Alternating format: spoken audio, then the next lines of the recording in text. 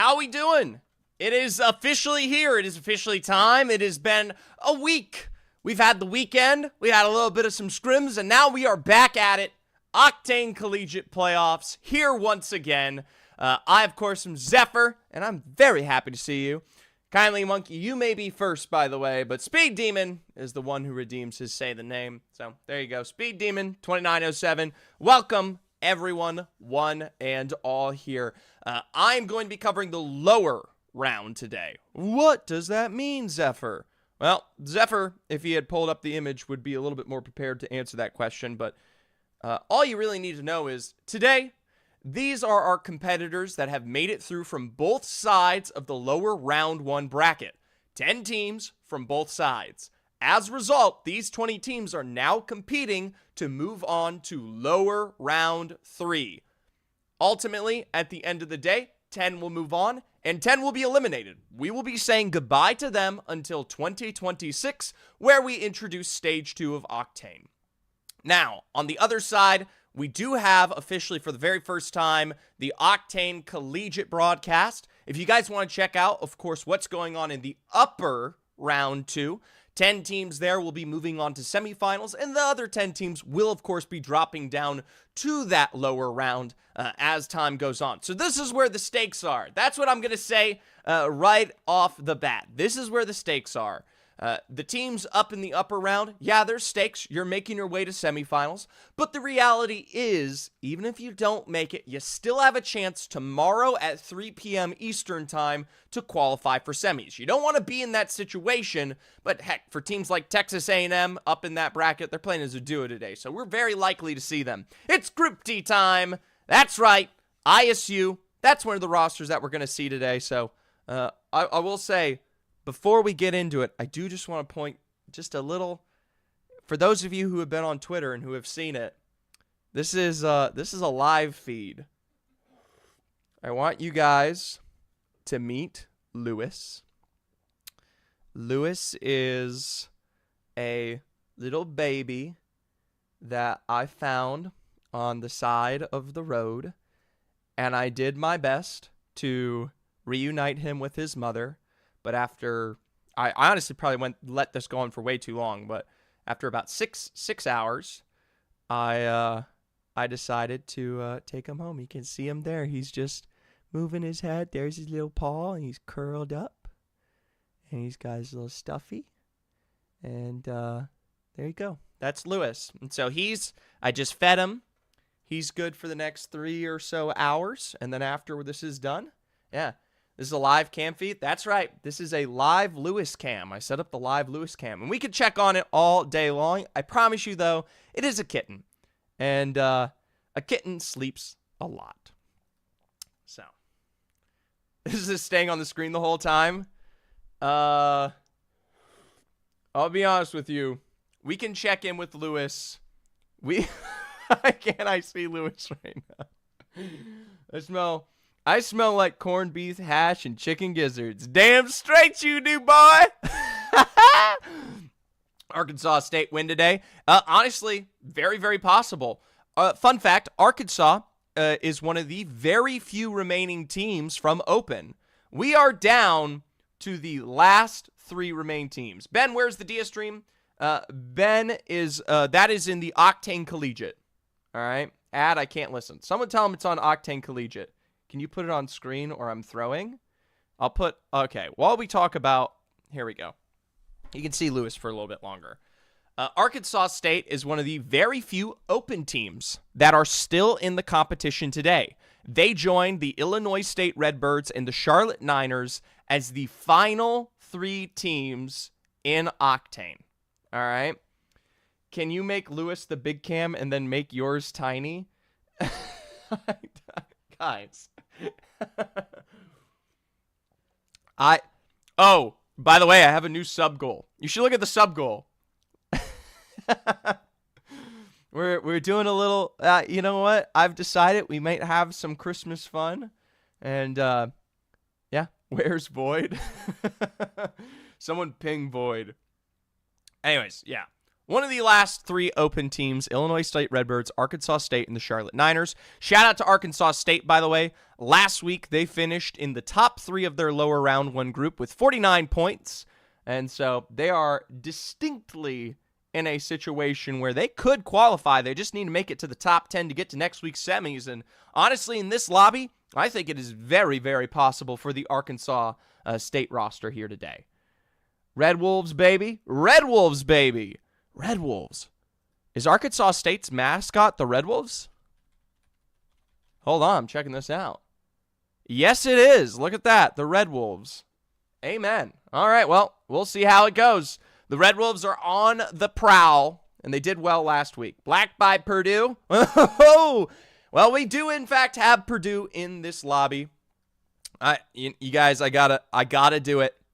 I got to start talking about the games a little bit. I got to start bringing up the matches from last week.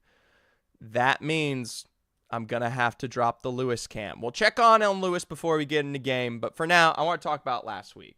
All right. Cat. Yeah. So that's Lewis. I hope you love him. All right. So ultimately last week, we do have some big names, but the one I want to talk about, of course, because you did just bring it up, is, of course, Purdue Black. Now, Purdue Black played through lower round 1B. They are one of the few teams that did pick up a win. Purdue Black is a roster that came through from Premier League. Notably, a big problem, though, for this roster is just the fact that they had a pretty shitty Premier League.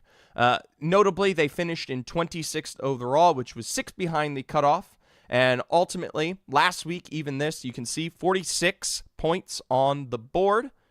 Not particularly insane, but hey, a win at that. And to be honest, there has been many Premier teams eliminated. I think we're down to 2. Freaky Gosling, Black by Black. ISU Red or Farmers. Which one is winning tonight? Well, you do point that one out particularly. In this other lobby, we did see both ISU Red and the ISU Farmers make it. ISU Farmers notably putting up a 30-point game in their final series to make it here. They were at 18 points before then, and so with that 30-point win, they managed to make it not only into the top 10, but into the top 5 here. That, of course, being Group T, Kamal, and Asian Hulk Bro. Remember, during Premier League, this was a roster that finished in the top 7th overall. They won a match day, right? And have been kind of in the struggles right now. Yeah, Group T is forced to play a couple more games. Singular Frog, welcome back. And you know what? He said this might be down and out. This might be the last and final moment. But the reality is he doesn't get to choose. He's just got to go out there and perform. Now, on the other side, we do have the ISU Red roster. You guys will recognize not Koryu from the qualifiers earlier this year, where he was playing alongside the ISU Farmers before he did drop down to play with the sub-roster. Kayak and Soares also are alongside them, and kind of similarly, they had a top 3 finish there at the end. I don't think they were as down and out, but they were just before that game at 26 points, which would not have been enough. Temple Cherry, Hearts Purdue Black. Yeah, there you go. I don't think Temple Cherry's in this lobby, but you know what? We'll see Purdue Black can help. Now, the 2 lobby leaders coming off of last week was the Gamerhawks Navy. Shout out to them. They just had a very consistent day. Can't really say they had a very consistent Premier League. Remember, Gamerhawks Navy was 38th out of 40th. So is it a sham? Is it a turnaround? Is it the new Gamerhawks Navy, or is it the success ahead? Meanwhile, Sac State Green representing as one of our contenders teams. That's right. We have 11 contenders teams in this lobby, and I'll be pointing them out as we make our way through the day today. Sac State Green was the 11th place team coming off of contenders. First place was 74 points. Oh, so similar here to the likes of the Gamerhawks Navy, but they do have a second place finish alongside their first. There's a couple top 5s here for Gamerhawks Navy, but the average placement, is only roughed out by one slight smidge of a 13th in Game 2 for Sac State. Ultimately, past that, it's a couple wins for Indiana University coming off of contenders. Kaiser picked up 3 top 3s in a row from contenders. Purdue Black, you got them there. A decent win for ACU. Of course, we are going to be looking at Abilene Christian Esports as it goes on. They are a lower-oriented team of contenders, but there you go. They picked up a win there. Sadly, a team like CSFU Orange did not. They picked up a win, but did not make it through. Teams like the Farmers. There's Hawaii from Premier League. Davenport, which that is Jay-Z Striker. And apparently, this is I am bullet bait. I just figured this out. Notably, the DU stands for Davenport. Didn't Davenport University. That's what the DU stands for. Meanwhile, the rest of his name is just I am bullet bait. It is not DUI am bullet bait. Which also, why would that make any sense? All right.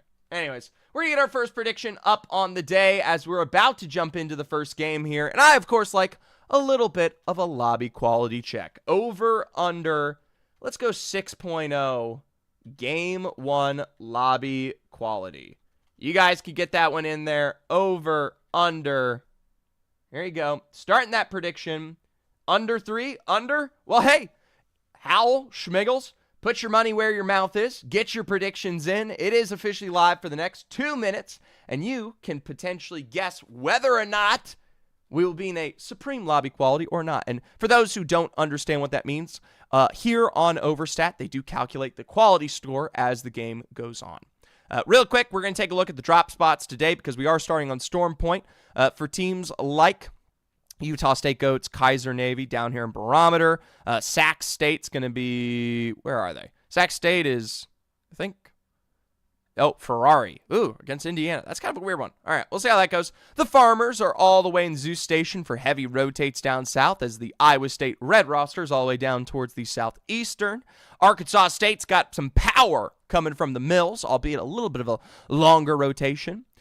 They, of course, join their fellow squads, Illinois State Redbirds, here from the open roster out towards Launchpad. And, of course, wherever Charlotte Niners is, they're also from open. I'm blind as a bat. Oh, checkpoint. All right, well, there you go. There's kind of your drop spots there. Not much to say, and we'll see how it goes. And one last, we'll say goodbye to Lewis. Bye-bye, Lewis. Sleep well. He's in the other room, by the way, if you're worried. I'm out today for the Niners, unfortunately. That is unfortunate. That is very unfortunate. Let's jump in game. First game of our lower round 2 playoffs. Remember, top 10 will be eliminated after these 6 games. The stakes have never reached higher peaks here. And, of course, if you guys love audios. Audio's bad in games, sounds like 2. Ooh, let me check. Sounds like 2 at the same time. But. Let's check that quadrant.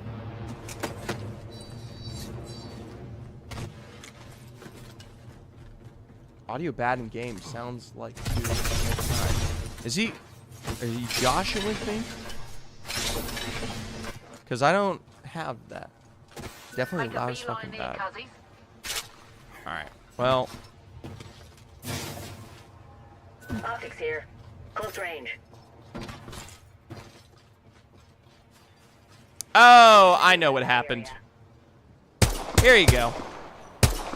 My apologies. I completely forgot I had my my old thing in. Is that fixed?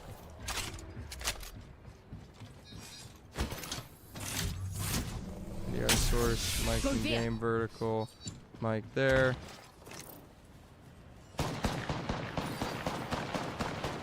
Alright. Let me know if that fixed it.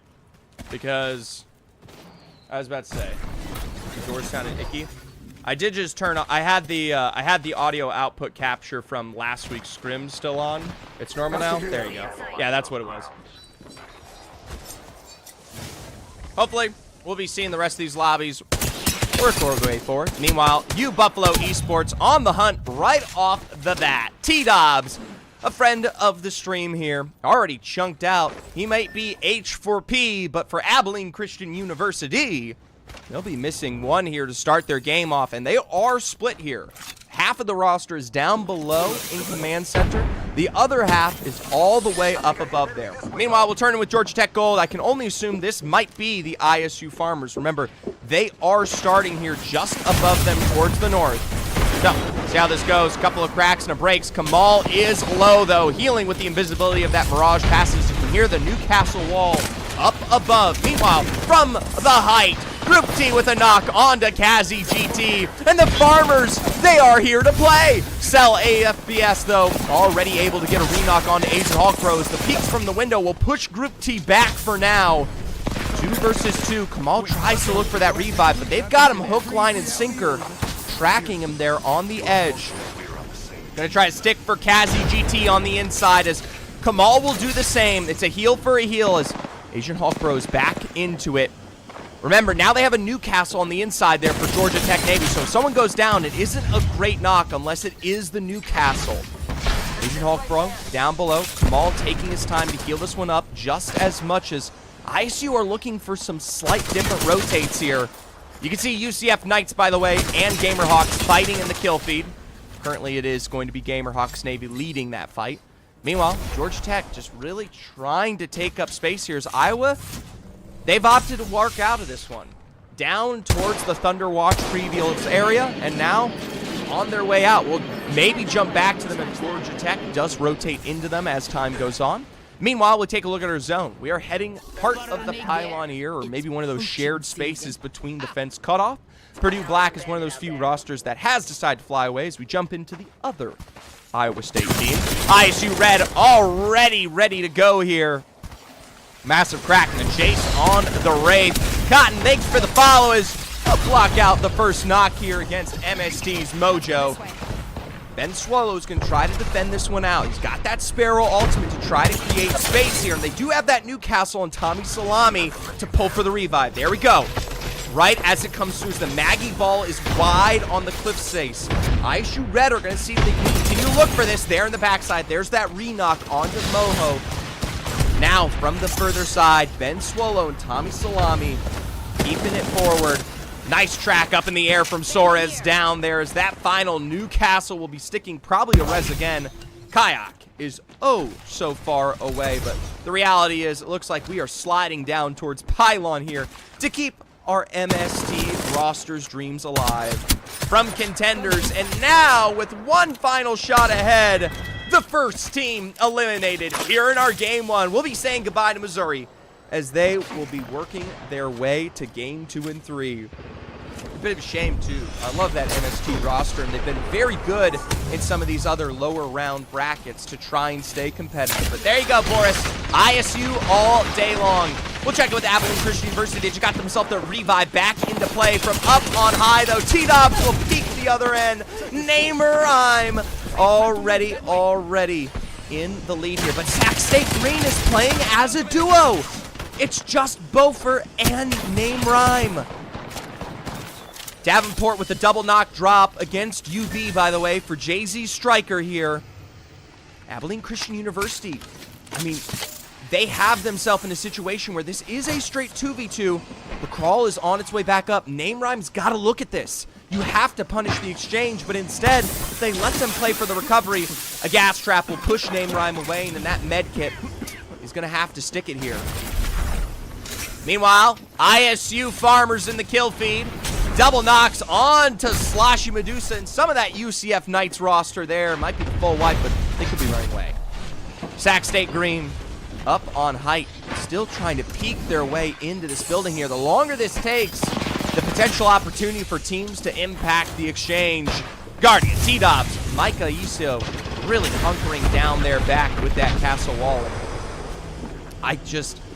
You can see the scanned information. There are quite a few teams far up towards height here, but you can't possibly continue to take this long. It's one quick 30 or 40 second rotation from that initial scan, and you're already stuck out here. Mind you, by the way, Abilene Christian University, they don't really have to do anything. They have the caustic gas trap, so it doesn't particularly matter. But, I mean, we're going to walk away from that because it's just not happening. UT White here from Premier League trying to take space of their own as Davenport. We saw some minor success in the kill feed. Now trying to play for recovery onto I Am Bullet Bait there. UT able to set up that castle wall in the building across as everyone is trying to play for deep space here in the heart of the pylon. This is usually where we see that finish, sometimes out towards the bridge, the tree line, or the doors close themselves. It isn't a guarantee, though. RIT Black, Kaiser Navy, Arkansas State, they're all trying to play that western side of Jurassic here. We'll see who made their bets and are playing this one here. Meanwhile, Iowa State Farmers will jump in back with them. We just saw them on a partial wipe against the UCF Knights. Now, trying to see if they can work their way into Pylon. With a couple of pressure back here, they're going to have to look to find a relief somewhere else as they ping out the southern side and may look for that wrap all the way down where we saw the University of Buffalo. Your regularly scheduled UV programming. The peak up on height as Beaufort gets the knock. Turns this right around. A re-knock. One final remaining member, and it's up to Name Rhyme in the 1v1. The tick from the Sparrow Ultimate is huge here with the final G7 scout shots. Sac State Green does it as a duo. And could you possibly doubt Beaufort? Could you possibly doubt the man Beaufort? My lord. 18 squads remaining, though, on our round 2 close. We're in a big situation ahead. Many teams have already presented themselves, but I'll say this. Teams like Georgia Tech Gold, Iowa State Farmers, U Buffalo, they've all got to find their way in. Bro said, hold both of these nuts. Both of these massive nuts. There you go. Yeah, you got 2. It'd be weird if you had a 3rd. Georgia Tech Gold, they were the primary potential aggressee of what would be ISU Farmers here. We saw them turn away from the pylon, and well, aggressive is a light word to put on the boot. Here we go, Asian Hulk Bro slides down.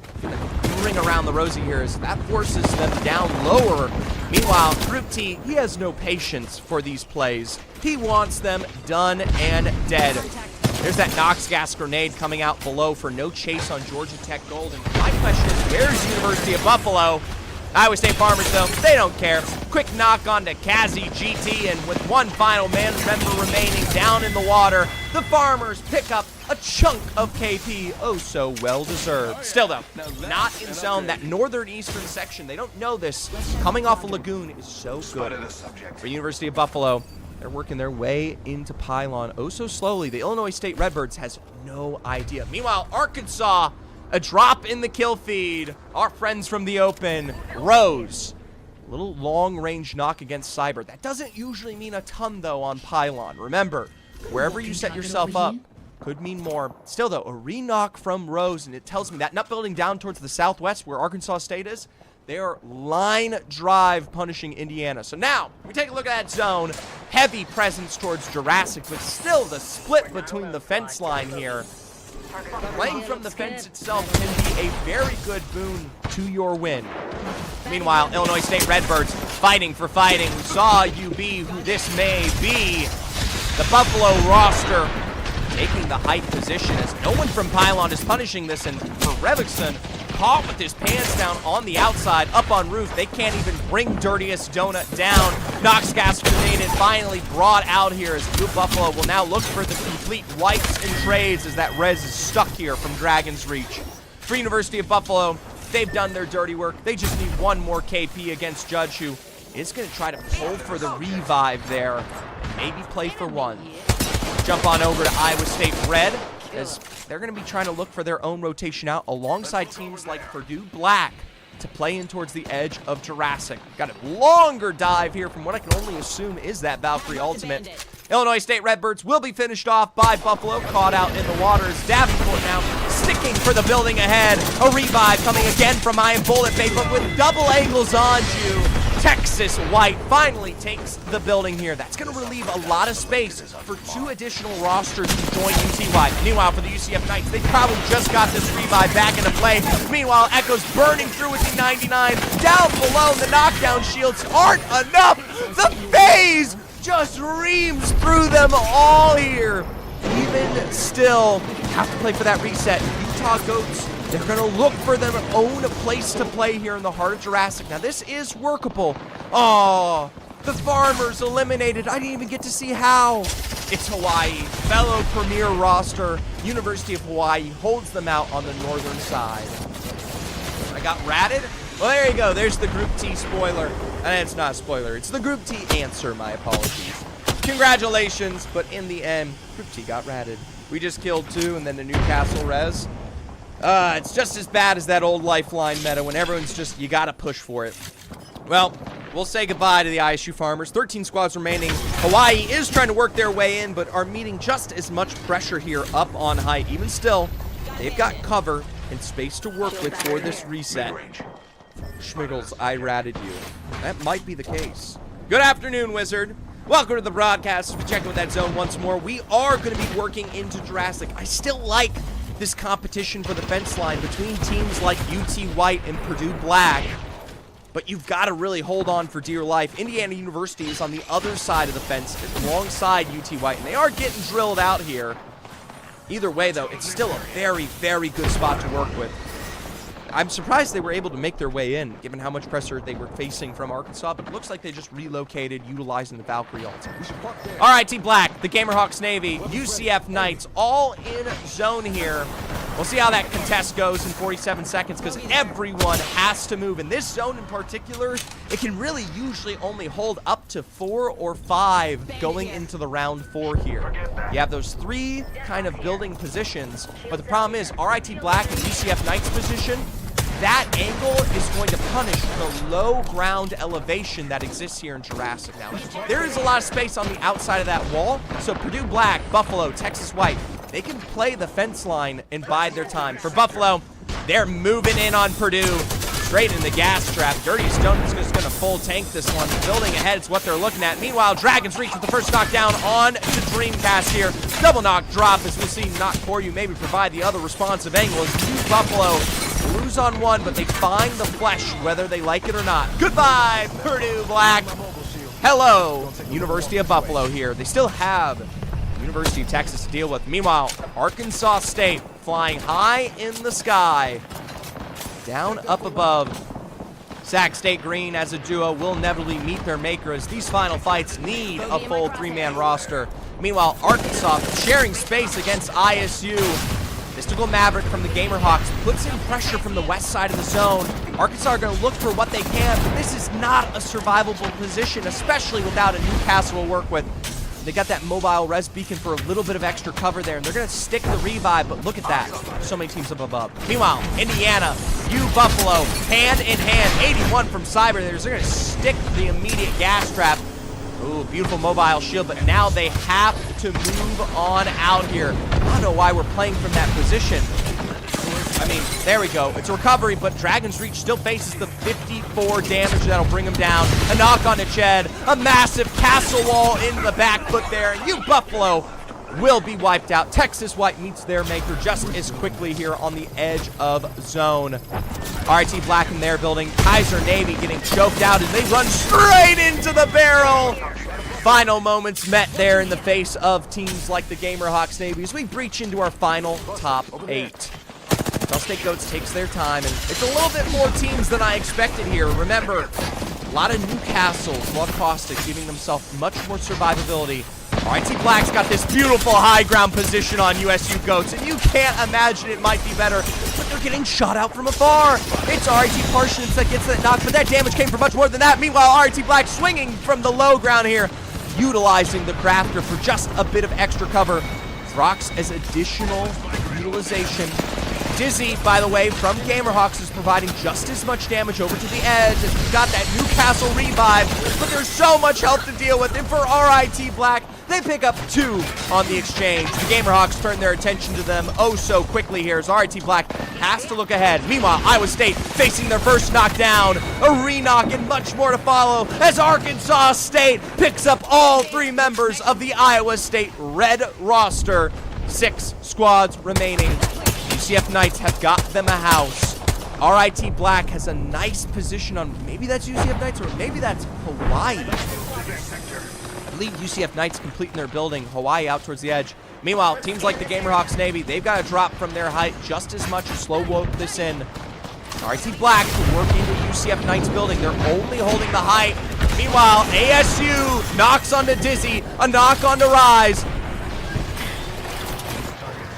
Gamerhawks Navy down to 1 on the trade. Arkansas State will be the first to go, but this cleanup from Hawaii will likely make this just as quick here. Neither roster really the benefactor of this exchange.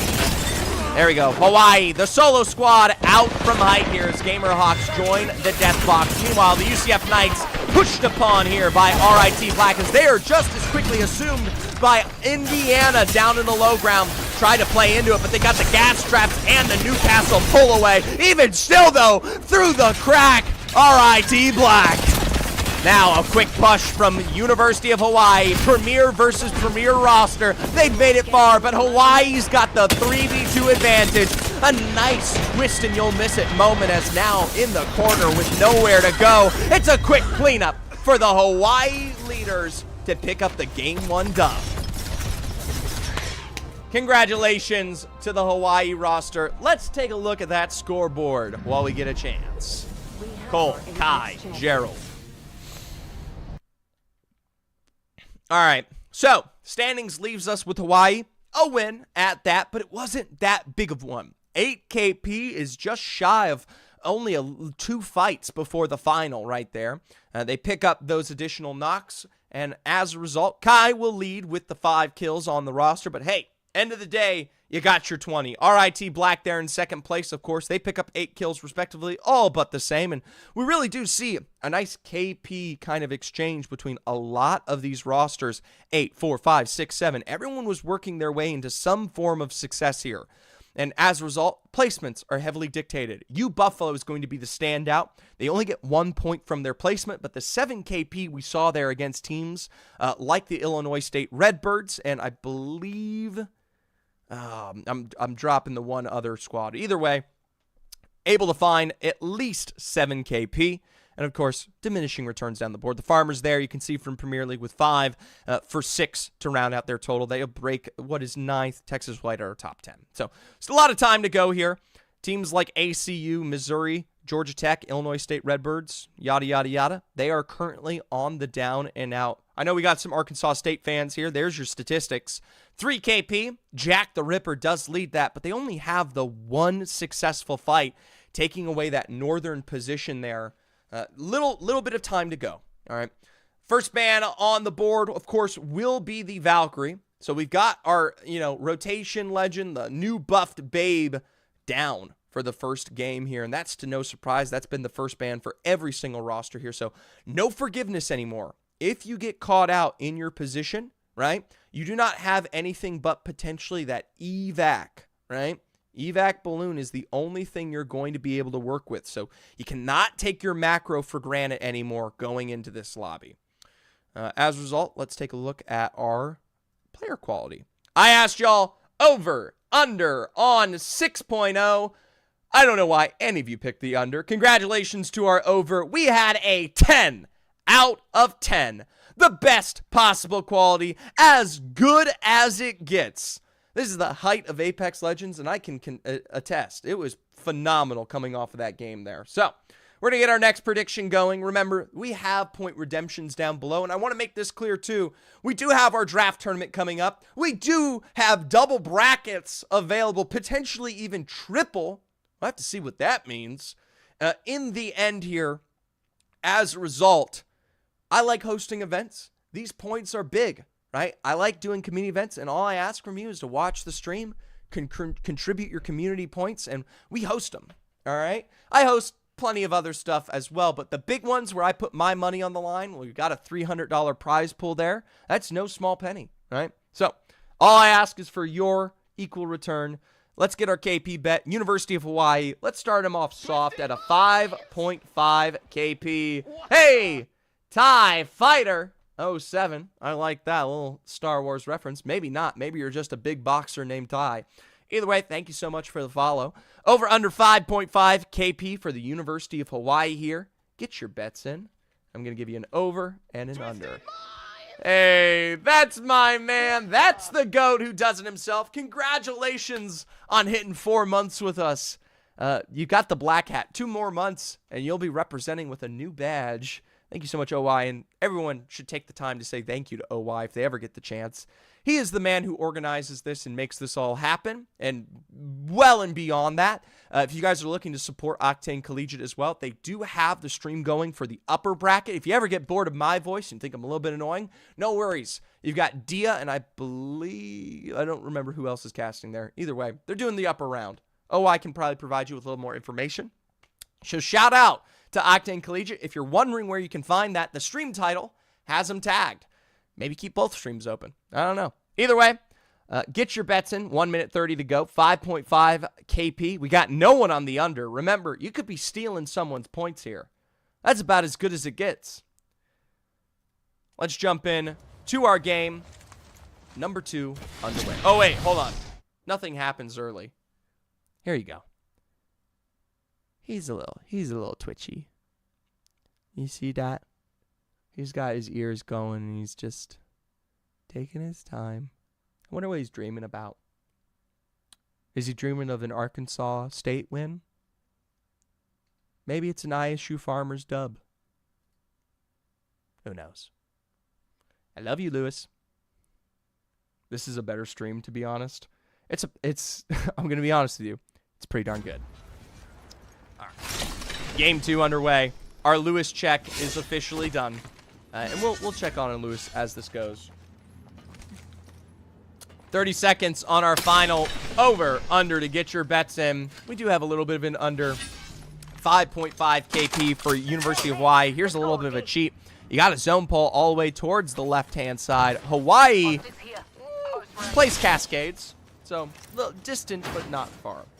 Hello, not bald man. I still got my hair. What's up, donut? Or jelly? Or the first part of your username that I'm not going to butcher? Welcome to the lower round 2. Something to note is we did see this game start off with a little bit of the ISU fighting up towards Georgia. I'm curious if that forces Georgia to move a little bit quicker or if we see something else. Oh my gosh, I don't have my necklace out. What am I doing? I got to represent. For those of you who don't know, I've never seen it. All right. Looking for the Evo. They run right into the trap of Dragon's Reach here. It's a beautiful exchange, but I don't know if it'll lead to more for Abilene Christian. Try to see if they can get themselves out of this situation. Micah up to height there. T-Dobbs is separated as well. Buffalo are quickly going to look at this just as much. OI. Coco wasn't talking about the me. They're talking about the cat cam. Buffalo will find T-Dobbs left alone, and there's not much to really commentate there. Pinned with nowhere to go. Abilene Christian are now going to have to run this all the way to north, where they could be working their way into the ISU Farmers and Georgia Tech Gold Exchange. Looks like Group T overextended. All right. Zephyr's okay. Zephyr's okay here. The cat cam is the better stream. I would have won that to BH. Psycho, I don't know. Regardless, we are not watching. the minute Octane appears. Sorry, guys. All right. We'll check in with what looks to be Penn State, by the way, finds a knock. Meanwhile, Indiana University, we saw them at least start up here to, what is this on their drop? They're in North Pad, so this is probably Sac State Green as a duo still. Even then, though, Factor with a knock brings this down to a 2v2. I like watching lowers better. It's more cool. Well, when you think about the fact that 10 of these teams are getting eliminated today, and in uppers, 10 are just moving on. There you go. Oh, as if this match was at 7 p.m., Niners would drop 100. Yeah, missing out on Coco is a rough spot for the Niners. Meanwhile, Indiana University having to make a big decision there. It's a blessing that Sac State's name rhyme doesn't get the knock on that one. Meanwhile, exchange via exchange. Here comes Georgia Tech from height. We did see a little bit of Abilene get themselves put together. Meanwhile, back to Sac State as the lobby is just exploding here. Fight after fight as Sac State will tune in with them because it is a 2v2 situation for Stack to keep putting them up on height. Couple snites out and away. MST will be wiped out. Meanwhile, shot from the side. Cybers put as much gas down, but has already pushed into his own gas. Teleports to the other side, and they set themselves up for, oh, what could have been Renox. It's up to Beaufort to get the job done. He needs both of these kills. Both of these kills. Down below in a quick reset, they get the final rock onto Cyber there. A 1v1 situation, pings around the corner, swings down to the low ground, and Indiana is beaten in a 2v3 situation. My lord, that is a duo and a half. Get sacked. Need that Zephyr raid? No promo, we'll do it. Meanwhile, let's tune into UCF Knights. Choked out here. ISU in the exchange. Problem is, Texas White does pressure them back here, so that's going to allow the UCF Knights maybe to reset. ISU did get knocked down on one. That's a re-knock onto Kayak, and maybe UCF Knights are going to be able to pull themselves back together. Here we go. Texas White taking their time on the interior, though. They like this nut building. They're not going to be working their way out unconfidently, especially with two rosters on the outskirts. Problem is, round one is closing, and while it isn't going to hurt you enough, when we talk about macro play, you got to start making bigger, longer game decisions. And there you go, golden setting. Port play out for safety. UCF Knights already have done the same towards Barometer. Try to see if they can punish this one, but instead, they're not even on blue. They need to try to see if they can situate towards an Evo, but the Evo Harvester's already been taken out towards the side. All right, here we go. Gamerhawks Navy, the leaders coming off of lower round one, haven't found that success thus far, but instead, maybe this will be their big fight. A nice Sparrow ultimate's going to delay the exchangers. Mystical Maverick and Strafey will maybe look for another re-engage onto you, Buffalo. Dirty Stone at peeking out, just barely misses. As a result, the Gamerhawks Navy probably going to have to play this one a little bit safer, especially because it is Cedo. Even still, though, Mystical and Strafey, mad damage back. They've broken the first gas trap. They can work their way on the inside. PK and a nade, blocking out some of the brute damage. Even still, it's mobile versus mobile. Doesn't utilize the wall to blast them back, instead sets themselves up in their own corner. Abilene Christian University will be wiped out, final member by ISU Farmers here. Sac State gets a drop onto Davenport, and the Gamerhawks Navy, they're so separated here. I think you should just back up. You've taken too long. ISU's red, massive wipes against Illinois State Redbirds there. Trying to see exactly where this is taking place. And Illinois State Redbirds will get eliminated down there towards the southeastern side of Pylon. UT White looking for just as much of an exchange there, trying to gatekeep them out. And yeah, the minute I saw the UT White rotation, you can't imagine ISU Red is long for this world. Already 2 knocks down. You have to question where the final remaining member has gone here. They check the inside of the pyramid and are out for now. Couple quick full thirsts onto Kayak and Soares, and for ISU Red, they rotate out through zone. Meanwhile, back to the Gamerhawks Navy. 1-2v2 situation here against Buffalo, but shot in the back from Mystical Maverick. Now stuck on the inside with only the gas to work with. A 2v1 situation, and you are just one bad barrel away. Sac State with a white against Davenport, and it's going to be barrel for barrel action as Mystical Maverick adopts his own stinky gas on the inside. Now, they're going to be recovering out towards the edge. This might be a third-party situation. Big damage down, and the Farmers have decided to get involved. Port play from Asian Hallchrome. For the Farmers, this is just easy KP. Smooth pickings here. Group T with a re-knock onto Dragon's Reach, and once again, that Caustic will prove perilous, but, I mean, seriously, just full send it. Couple of quick full swings there, and you Buffalo will be wiped out. They'll turn their attention now towards Gamerhawks Navy, who are playing for the revives down below in that crafter. For the Farmers, they get Cedo to their station, to their self. Texas late rotates. Iowa State Red going to be playing for revives towards Cedo Station. Arkansas, we check on them in the heart of zone here. They got RIT Black sharing a very similar nut building. We like the southern side of this zone particularly because we get that little bit of a height discrepancy, as well as Godrock. I didn't get to see who was on Godrock, but with Newcastle, Rampart still in play, someone should be playing up there. Looks like it's Purdue Black. All right, Purdue Black's got Godrock. Gamerhawks Navy getting their reset in being right now from what was their crafter response. And realistically, not going to be much. Badger says, when you die, you need to change your name before next game. I wonder who that's towards. UCF Knights knock there against USU. Gamerhawks Navy. They've got themselves beans. We tune into the USU roster. This could be a great height to play on for the UCF Knights. They make short work of it. They actually eclipse the Utah State Goats and take away their castle wall to boot. And you just got a sneak peek, by the way, of that zone. Sneak peek is saying we are pulling towards the southern side. So that real estate, it just appreciated like hell for the UCF Knights. They got themselves some property value.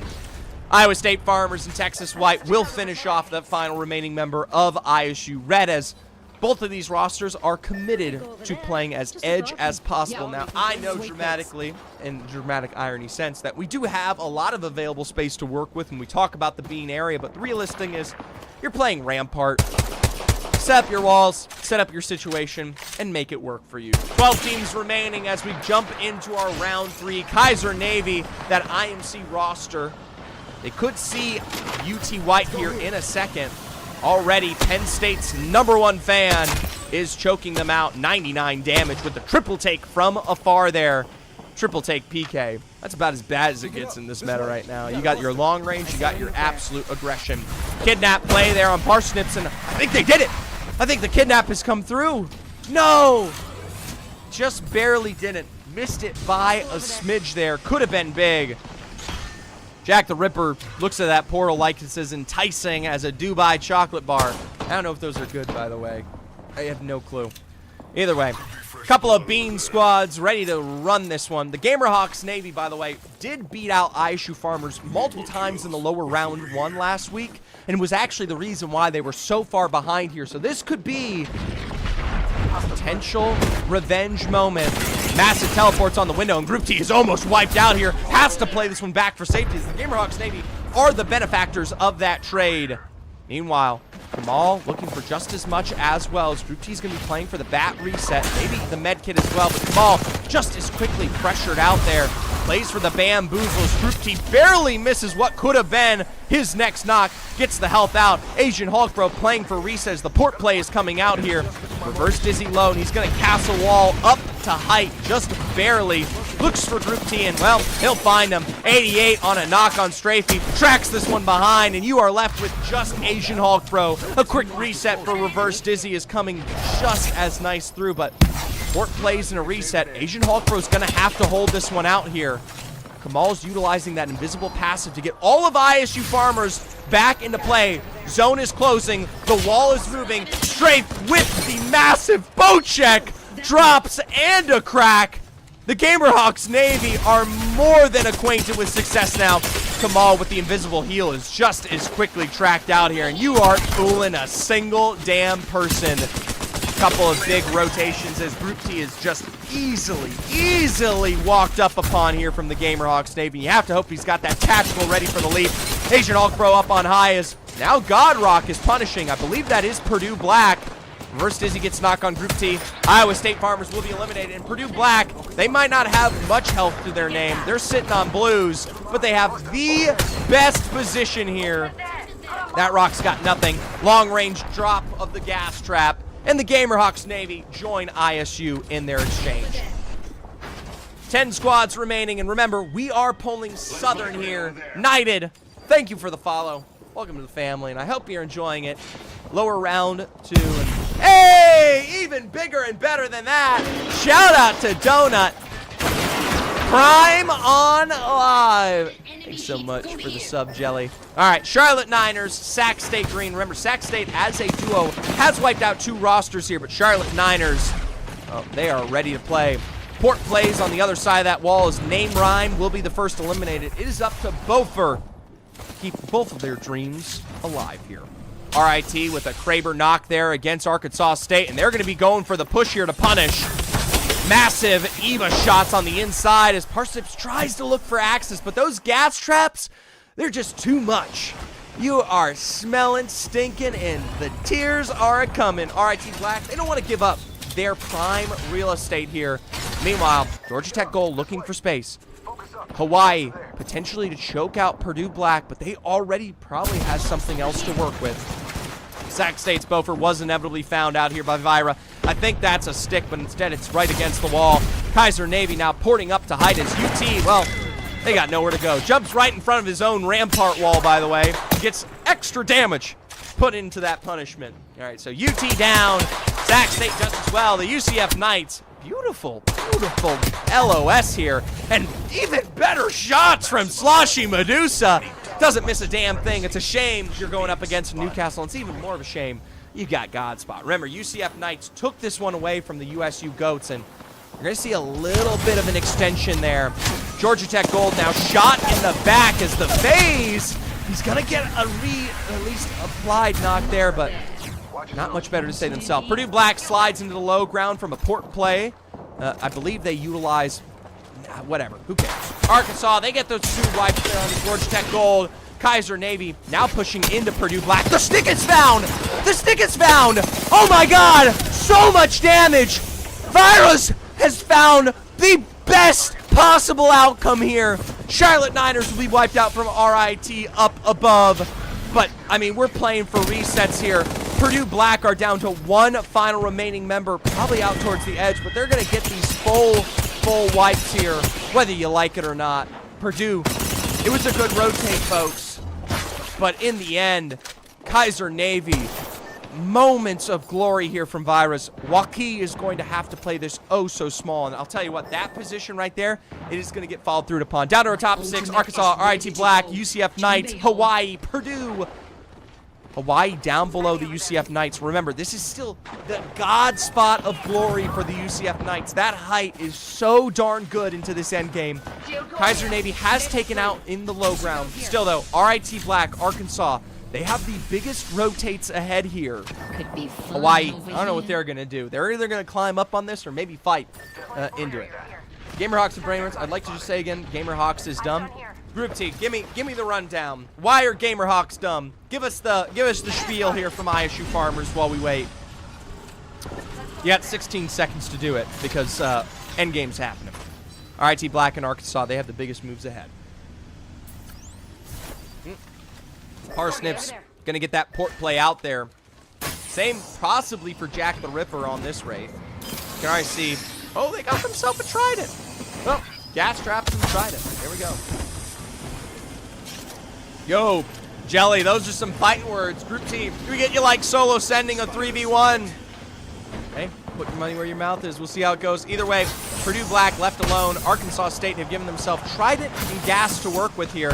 They are in zone. That trident, it will take damage over time, though. RIT Black holding the inside, sharing space as Kaiser Navy have opted to play for height here. Gas is difficult to breathe in, though, and they are breathing it. They will still find the wipes down as Penn State one fan is forced to drop lower. Meanwhile, a pylon is barely saving them, I think, and this is the follow-through. It's a beautiful move from RIT Black, literally mirroring the exchange from Kaiser Navy.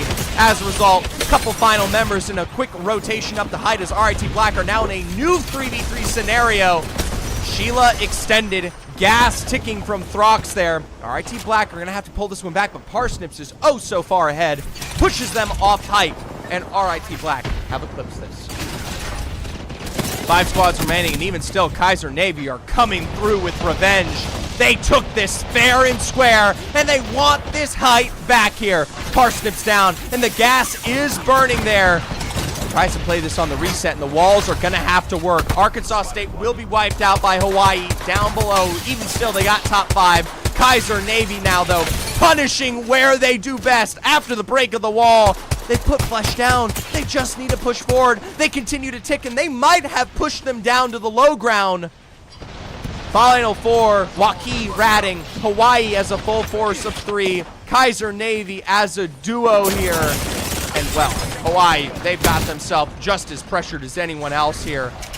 Port's available, and they might be the ones to find this KP. There you go, Gerald with the first knock. RIT Black down to 1 final remaining members. Hawaii is just slowly eclipsing this space 1 by 1. A quick peek from up above, and Hawaii wants to commit for the send. A P-20 fadeaway as Cole is holding off Kaiser Navy on the other side. It is a multi-pronged approach from the Hawaii roster as they look for what could be their double dub of the day. RIT Black are eliminated. Hawaii are the full three-man force left. Kaiser Navy needs a perfect situation. That was their moment to punish. And Cole's got the beam. You're down to just Penn State fan. A peek around the edge. 60 seconds doesn't matter. And if you're a big fan of Purdue Black, they've gotten themselves all the way to second place. But if you're an even bigger fan of Hawaii, they are now double dubs on the board.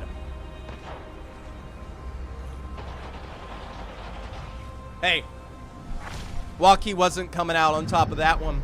But 9 points from a rat play. Pretty darn good.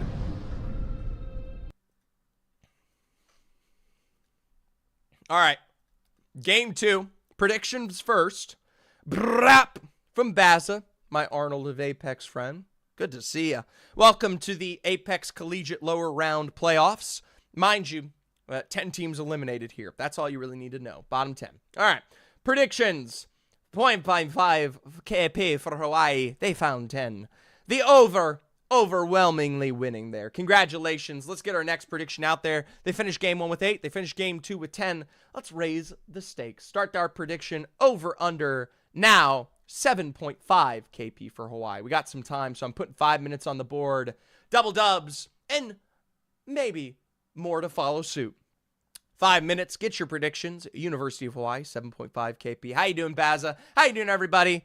In the end, Group T did say, by the way, they tried. Let's see. They said, we pushed them. I decided the fight was bad and need to rotate. There was misunderstanding, so Kamal died. I knock one and get died to a port. They chased us and died to zone. I tried to leave it, and they chased us and died to zone. In the end, yeah. I mean, Gamerhawks, they want the KP, but they don't realize, too, just as much that taking that fight is going to slow them down. All right? So, tough to say. Hey, I see a top-heavy lobby. Niners aren't out. You're right. 22 points for the University of Hawaii here. 10 KP. 10 KP for Kaiser Navy. We saw that beautiful push from them onto, I believe it was RIT Black. As a result there, Purdue Black, second place, even 3 KP, 12 points. Kind of good standing there. Hawaii definitively in the lead now. 42 points is always secured for the top 10. Double dubs, and they deserve it. They are on their way to lower round 3. RIT Black, not far away. About 8 points from the statistical average necessary. And Kaiser Navy, with their third place finish, a bit of a distance. All right, they got some time to go. And so many other teams, like you said, Coco, 6 through 10, a couple of these spots all up for grabs. You're a big Charlotte Niners fan. They're in 14th place right now. 5 points, though. All right, here we go. Can we get an upper check? Yeah, sure, why not? Let's jump on over. I'll do that. Actually, let's do this first. RIT Black, Kaiser Navy, UCF Knights, Gamerhawks, Purdue Black, Sac State. Realistically, a lot of time on the board here. The biggest falling is going to be Indiana and Purdue Black. They both kind of dropped down. Or no, Purdue Black's the biggest recovery. Big drop down from Indiana.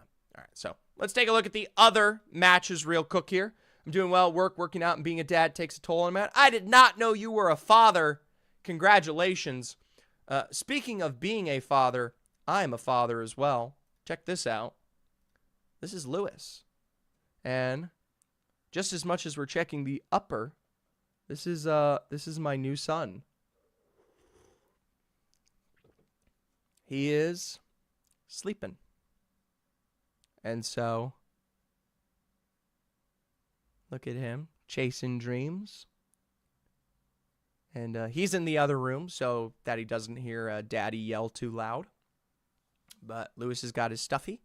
He's got his heat pack. And his name's Lewis. And he is just a sweetheart. So we'll check up on him before we get into the next game. We are still in character select. We got 2 minutes, 30 seconds on the board. You got an over heavily held. Oh, he's stretching. He's stretching. Big stretch there. His paw is practically touching his head. Cute. Yeah, I became a dad just when we made Pro League and Split 2. Congratulations, Baza. That's awesome, man. I can't believe you're still working out as a father. One of my favorite. For those of you who don't know, Baza is a Pro League player in the EMEA circuit. He is also jacked. He is ripped. And as a result, that's why we call him the Arnold of Apex Legends. Shout out to him. Check him out while you get a chance. He is genuinely shredded. Or he might not be completely shredded. He's got that dad bod potentially, but in the past he's been ripped. Anyways, check him out. He's a lovely, lovely individual, and we spent many years together in Challenger Circuit. UC Santa Cruz Chopped currently leads upper round 2 with University of Ottawa Garnet there as well. There's UC Irving, CSU Fullerton Blue. Texas A&M White has second place finish. A couple of squads there. Florida Gators, Houston Red, Premier League. OU making it happen. Contenders roster. Same with UC Irvine, Garnet, and Chopped. You should make a little cat cam box for your overlay. I feel like it takes away from Apex just a little bit. I mean, I could do it on the scoreboard if you guys want. Just so you have a little bottom right scoreboard cat cam. Here. Takes 2 seconds. Let's get a box.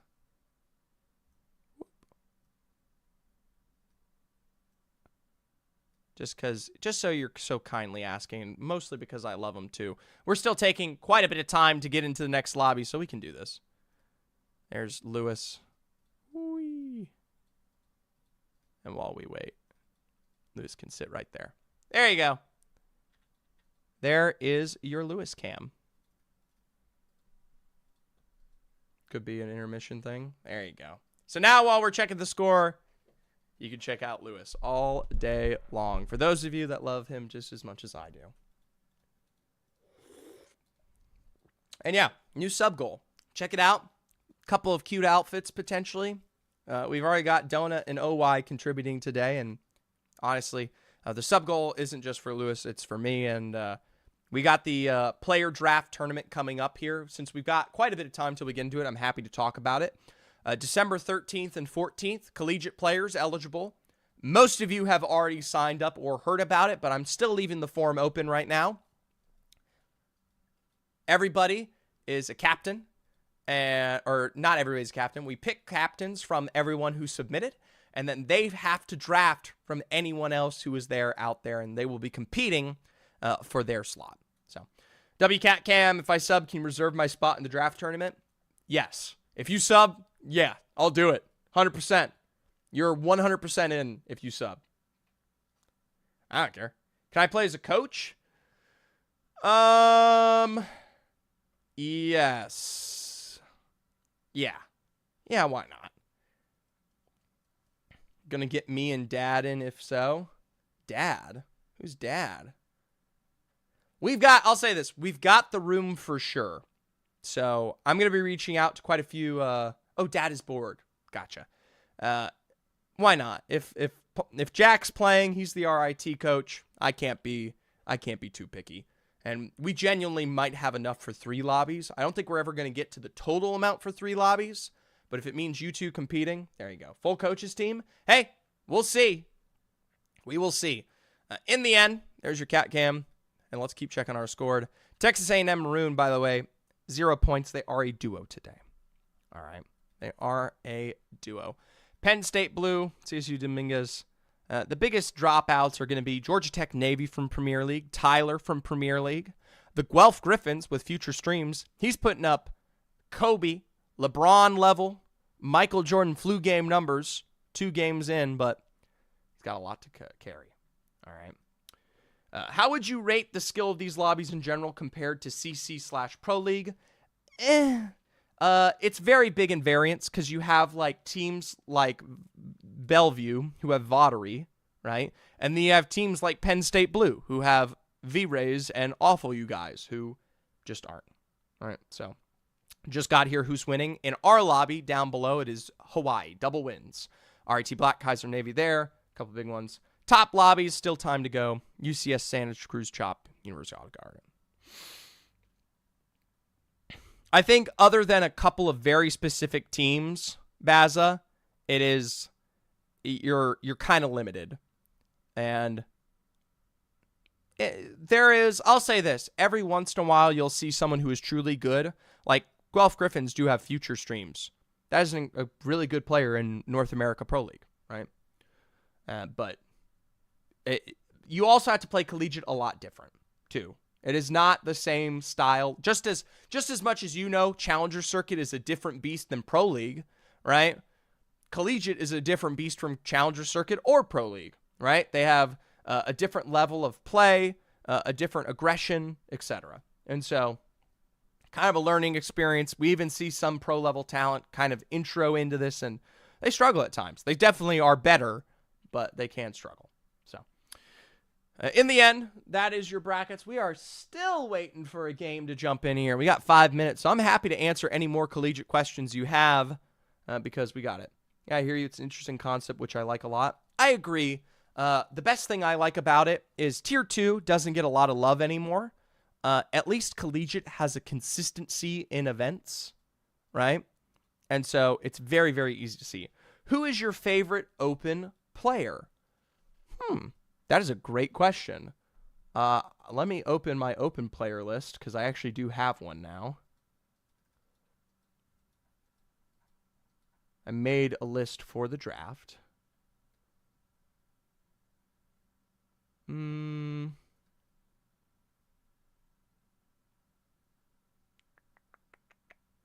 I think... Did you just ask that because you wanted me to say you? You might be there. You might be on the list. I like Coco as a result too, by the way. I like both of you because of that. I'll be honest with you guys, I like Rose from Arkansas State. I really do. I think Rose is very talented. Jack the Ripper's also very good from Arkansas State. Those two they're currently competing today. And so, for those, by the way, like Baza, who don't know this, there are 3 tiers to Collegiate: Premier, Contenders, and Open. Division 1, 2, and 3. And this playoff bracket is where you have all 3 of those divisions combined. Open teams start a little bit lower or in the lower bracket. Contenders a little bit higher. Semifinals and Purdue Black. How's quality? Quality is pretty good. Quality of the top lobby right now is a 9.31. Exceptional. Quality of the bottom lobby is a 7.39. It was a 10 out of 10 for game 1. Game 2 was a lot lower because we had quite a few teams fall pretty aggressively, right? So, as Jack is kind of saying there, by the way, Jack, thank you for the subscription. I forgot to say that. You're guaranteed to make it now. Guaranteed. Rose has great position in game sense, but I feel mechs lack heavy at times. I could see that. I could totally see that. If anything, Open is an open book, right? They have a lot to learn, and honestly, I want to do more to support Contenders and Open. I didn't do a lot this semester because of limited time, but I really want to get to know a lot of those rosters because helping them improve and helping anyone improve in Octane is going to elevate our competition. So basically, like the LCQ, a lot of skill difference between top and bottom. Exactly, Baza. You got those Challenger Circuit teams coming in. You got those Pro League rosters on the drop down. You can have someone who barely has got the cutoff of CC, and then you've got those of which who have just competed through a whole split of Pro League, right? So, by the way, to let you guys know, we had quite a few lobby resets coming into this third game. That is why we're taking so long. I, Zephyr, am live, but the games, sadly, have to be on a 5-minute delay. So, I got the Observer working that one out. Rhodes going to get better. He's got me teaching him. There you go. Coach Evans got that one down pat. Arkansas State was a 3-stack console last season, and now they're on their run. For those of you who are just tuning in, Arkansas 7th overall with 6 points. Remember, you're going to want to get to about 36 points. So they got a lot of time on the board. Rose, the definitive leader of them, looking right now at a 1,900 damage with 2 KP. Remember, of the teams remaining, the Division T3 rosters from Open, Arkansas State, Illinois State Redbirds, and I believe it's the Charlotte Niners. Charlotte Niners in 11, Arkansas State with 7, and then the Illinois State Redbirds all the way down to the bottom 17th. So today could be the end of Open. First day where we eliminate all of Open. I will say, Arkansas State always has the chance to make it through. And Charlotte Niners, missing out on Coco today. Gonna need a little bit of love. Gonna need a little love. All right, here we go. So, let's get I'm doing a little in-game check. Still waiting. And while we wait, if you guys have any more questions about the standings, feel free to ask. For now, let's just watch Lewis. Where is Zwifty? Zwifty was invited to a Thanksgiving celebration with his girlfriend. And so he is prioritizing that, given that there is a guaranteed competition tomorrow for him, right? Because Texas A&M in the upper round can finish 20th, but still make playoffs. So Zwifty will be here tomorrow. And Lewis is just chugging along there. He is just chugging. Get a little twitchy baby. Cat cam? Yeah, Sean. I think it was, who brought it up? Someone brought it up on stream. But we do have the official Lewis cat cam. All right.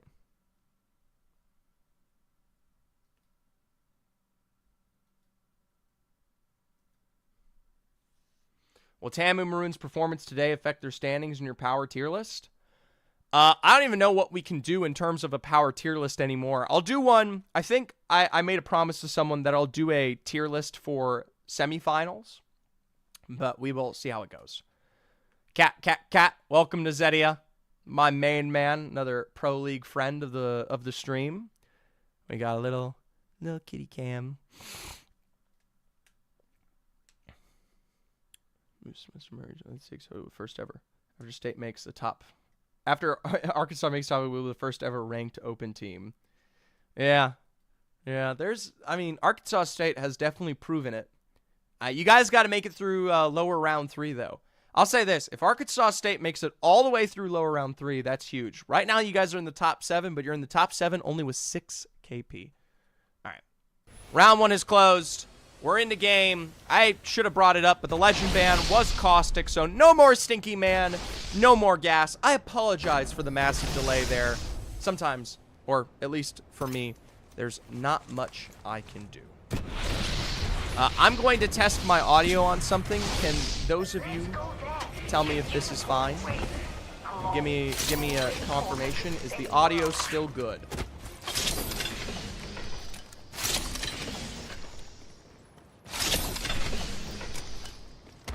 Let me know if I doubled it up by accident. I'm trying something else. Audio's good. Sounds fine. All right. I had vertical audio going. Zedia has with funny accent or impression. Oh, geez. Nez, you get to pick. Where did cat cam go? There's no cat cam during game. I'm sorry. I want people to be able to pull clips from the stream without that. Try casting as a cat. Okay.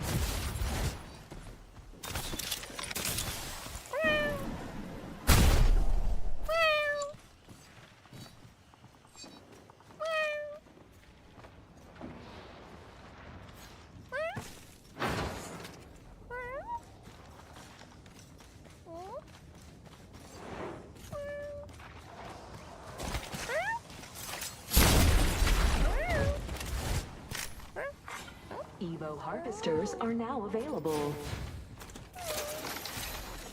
Zipline right here, mates.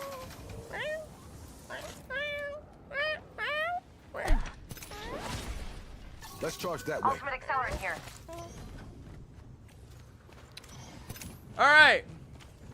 I think that was 1 minute. I have no idea. There you go. If you guys wonder what points are available, and if you have any other ideas for point redemptions for me to add, that was a choice. Oh my gosh. All right. Zephyr Cats. We'll see the Illinois State Redbirds find one of their very first knocks of the day here against the ISU Red roster, all the way down towards the very southeast here. Meanwhile, Farmers moving in towards Command Center, could be running up behind Abilene. Pipe down. All right, we'll jump over to RIT Black here, outside of the down beast. 99 on the ream. Massive arc star. The wall is just barely going to save Jay Hoop out there, but even still stuck in behind with Rampart walls galore. The rest of the RIT Black roster ain't here, so he's just going to commit for more damage where he can. Indiana University, though, are just one quick heal away from being more than fine out. As a result, they're going to zip up to height there, and RIT Black might already be evacing out of the situation. Jump onto the other eastern side. Good boy going on Twitter. What? All right. ISU chased out here by the Redbirds. There's that wipe on the kayak as we saw earlier, the initial knock. The rest of the ISU Red roster likely playing for recovery from launch pad. Dude, I love the cheat accusations. And, oh, we actually get a little bit of a read there. Iowa State Red is split. Now, Abilene Christian University have made a quick rotation out from Command Center, but Micah finds it just as quick as the bullets that find their way across Cito. Pulls this one back and shot from the back. Purdue Black moving in out of the sack. Long range bow check shots are, well, going to be dropping longer. Finally, after a couple of no regs, 98 is where it leads. Dropping out the incendiary, and it's just a bit too far short. Instead, quick port play from the Wraith is going to save the day here from Abilene Christian. But I remind you, late rotating teams from the north can get their job done here. Purdue Black.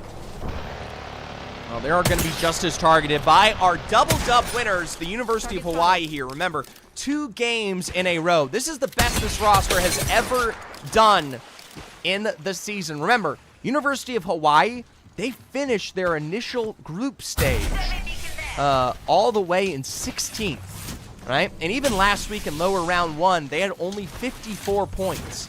They're just one good game away from surpassing their point total there. Purdue Black will inevitably find safety out towards Jurassic. We got a hell of a stack all the way towards the eastern side of zone here. Meanwhile, the Utah State Goats, they could have been a potential top 5 winner of this last game, but their position was wiped out as we will be returning towards the eastern side of zone. But this one, so much more mill bean oriented. Quick resets here for ISU Red as they will start their fight against Georgia Tech Gold. Illinois State Redbirds, though, they hear the shots that be, and they're just as quickly going to rotate behind us here. Port plays and resets as a kidnap will actually steal the member back. Massive nades from Judge will lead the fight there as Lex gets just as quickly punished back. Illinois State Redbirds do not have as confident as a take on this as they need. Revickson, though, peeks around the edge and finds a little bit of flesh found here before the zone will keep them rotating. Can still commit to this. Remember, the aim punch is rough. Kazi GT will be ticked out of this by the zone. It's left up to Prism to continue the survival here. Not the best situation as that zone will continue to punch Kazi. They'll leap through the building there, and it's a beautiful burn, but from both sides, the Illinois State Redbirds from the open is keeping their dreams of running in a gun. The Iowa State Red squad all the way down south there pulls themselves back together.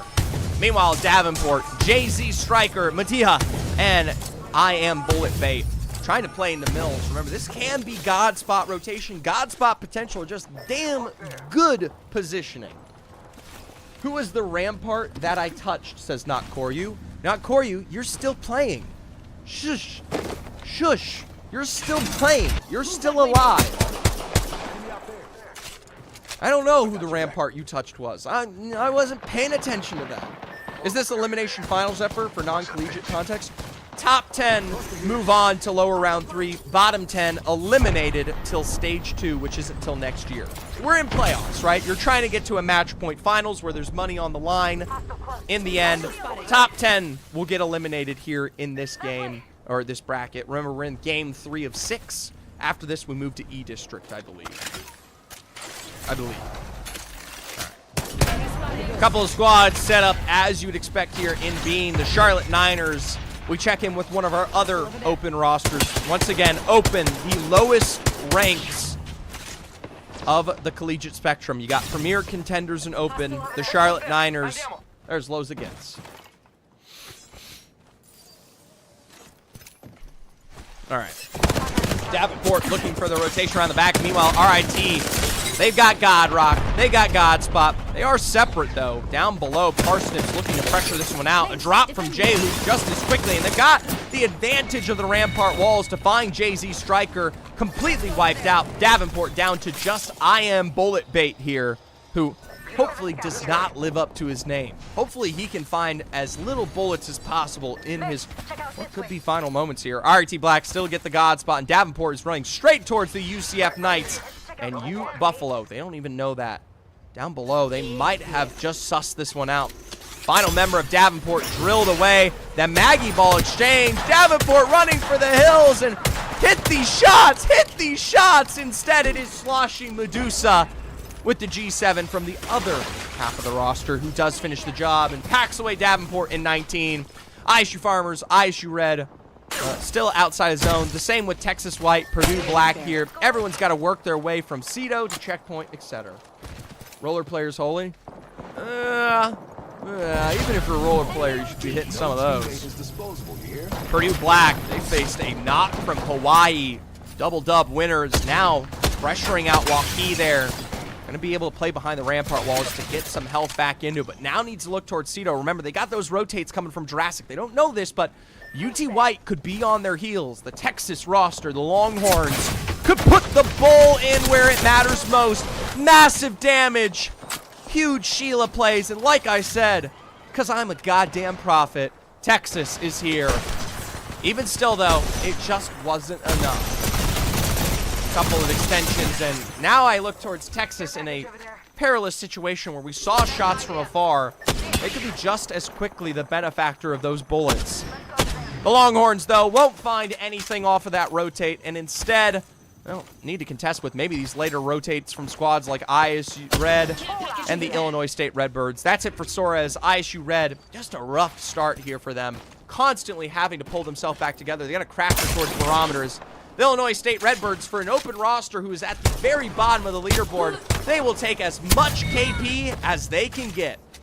Quick rotates to Texas White from behind. We'll see how they set themselves up. Meanwhile, the Iowa State Farmers trying to play out of checkpoint right now. They are an edge rotating team. Sac State, they've got them on their line drive with Indiana University on the other building as well. They'll push them back for now, and ISU Farmers don't have to make a decision yet. U Buffalo trying to play into this one here. Building for building with a couple of shots on the outside from Kaiser Navy. They're just going to try to play this one small.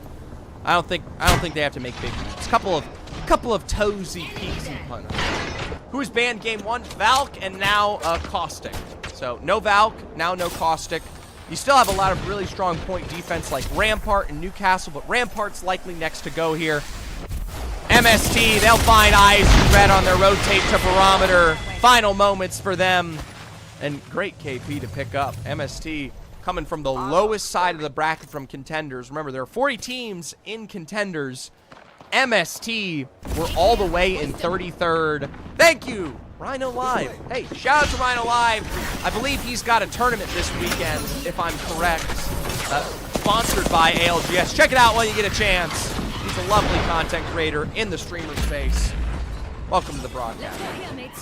UCF Knights in their push of their own for Mills. Arkansas State, they've got to look for a response, but where they might go, hold out for now. They don't want to get pressured upon by the UCF Knights, so they're looking for recovery, especially when you got drills like that. It's going to be a bit wise, and Rose gives them their space in the next building ahead. I don't think Rise has that Newcastle wall at the ready. Meanwhile, the Illinois State Redbirds, you talk about open success. Now they're running into the winners of this lobby thus far. Big moves here for Hawaii with the first drop down onto Revickson. And for Illinois State Redbirds, this is the height of your competition. You do not want to be walking into Hawaii. Judge down, one final member to go. Illinois State, Redbirds are going to have to fly away. Shot out, though, from the other angle here. I don't know if that's Illinois or if that's MST. Hawaii's got to make a bigger decision ahead. Cole trying to posture this one, and that is MST. Missouri, S&T. Really good angles there. Moho and Ben Swallow will find that knock onto Cole, and in a moment of glory, they've given their birdie the wings to fly away. MST, the saviors here ahead, and that Newcastle ain't going to be enough to get revives here. There you go. Nice shout out to Rhino Live. Check him out as this tournament's going to take place here just tomorrow. Sponsored by the EA themselves. All right, Gamerhawks Navy pinned against the wall. Mobile Shield will save them for now. Even still, nice response onto Trauma there. Purdue Black now down a member. Dizzy is slowly healing this with the power amp. Knock for knock, a 1v1 scenario. Mystical Maverick on the height ahead here. Tries to push this one back. Can potentially play for a reset, but the zone is closing here, and you're already getting shot from the other side. A Sky Nade down, and they will get Strafe back into play. Problem is, Purdue Black's not much better. Dreamer, I love him, but man, it's about as bad as it gets. Couple of re-knocks down. There's the Gamerhawks. Will be burned from Hawaii's late rotate from the side. They just barely get Kai into the edge of zone there. They might not have Cole, but MST is not far away from the southern end. Sac State's also got their address. Utah State will be finished off by the Abilene Christian Esports, who are in their best format today that they've been. The Charlotte Niners now down below, which I think it is RIT up above. Yeah, RIT Black up above here. Remember, like I said earlier, we're going to the heart of Mill, so look towards teams like UCF Knights and Arkansas State for your primary benefactors, even maybe Sac State Green, who are going to be playing this as a duo. But remember, as these games go on, that duo gets weaker and weaker here. Here we go. Even still, you do have Rampart Newcastle available. A lot of that space towards the southern side is going to be playable. If you save your castle wall, you save your walls appropriately, you should be able to make that work. We could get quite a few teams here because these both sides of the mill is still eligible. So think mill height, think mill inside, think the outskirts of it, etc. For Abilene Christian Esports, they got to think Texas here. The Longhorns have both horns out on the prowl. Now the charge for Rampage rips through the backside, and Abilene Christian Esports find them in 13th here. Now Charlotte Niners, they've got to make big decisions ahead. That castle wall is on the ready. Port play from Golfy. They'll be looking out for space ahead here. Arkansas State holding against what I think is Sac State. They could still have just as much ahead to deal with. Still though, one of the better positions to work with. They are going to get someone on the Mills height here. We'll have to see who it is in a second. Jack the Ripper just trying to peek this one out for now. They're just going to try to hold as much space as possible. And you can already see from that map feed that we got huge rotates on the way here. Sheila from Jack the Ripper and a Newcastle wall extended. Indiana University, they're the team on height. They'll turn their attention towards these late rotates in the back. And you have to imagine with that bamboozle, it's Iowa State. They're the only roster that plays Mirage here. Kamal and the rest of the team need to keep moving forward. A great beam on the height, but the charge rifle will find success. But that's MST. That's not Kamal. Where did they go? Asian Hulk Bro's got a knock in the kill feed against Tommy Salami, so it's a pinned maneuver against MST here from Indiana. Arkansas State just as low, though, as they get a knock on the Kai Rose. That's the University of Hawaii stuck with nowhere to go. Our winners from the first two games drop from Arkansas. Now Slashy Medusa with a knock from UCF Knights here on the outskirts. A quick revive from the Newcastle to pull them back together here. Sac State are going to try to punish as best they can. ISU finds the end of MST as we breach into our single-digit placements remaining. Sac State as a duo. Reload for reload. And we got 1, 2, 3, 5 rosters stuck inside the mill. Texas White, RIT here. They're on the outside with two other teams down below.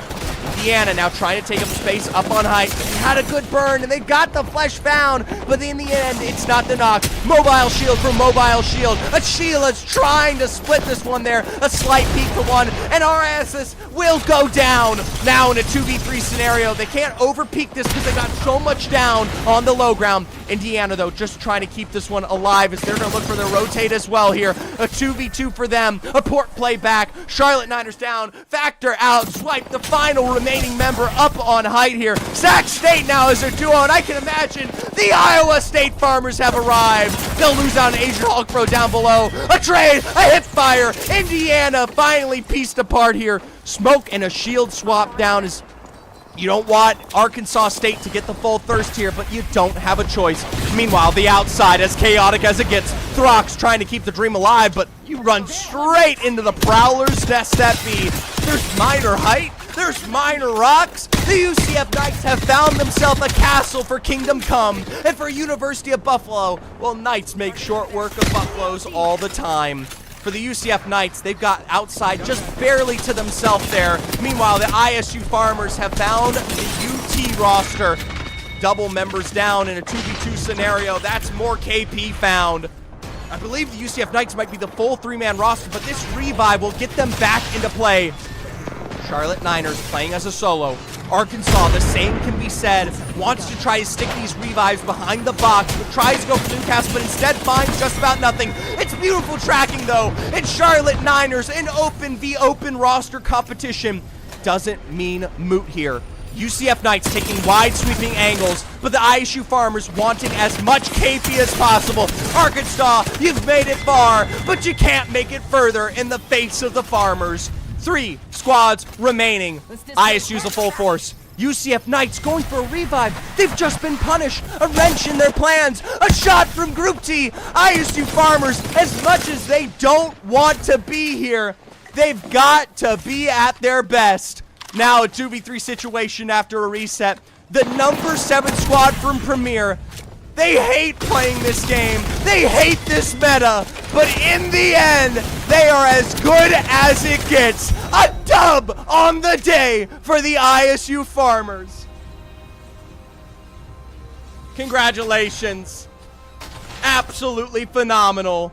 A shout out to ISU. I want it to be known I had 0 damage until Zone 4. That's about as edging as it gets. You know the ISU squad, they love to edge.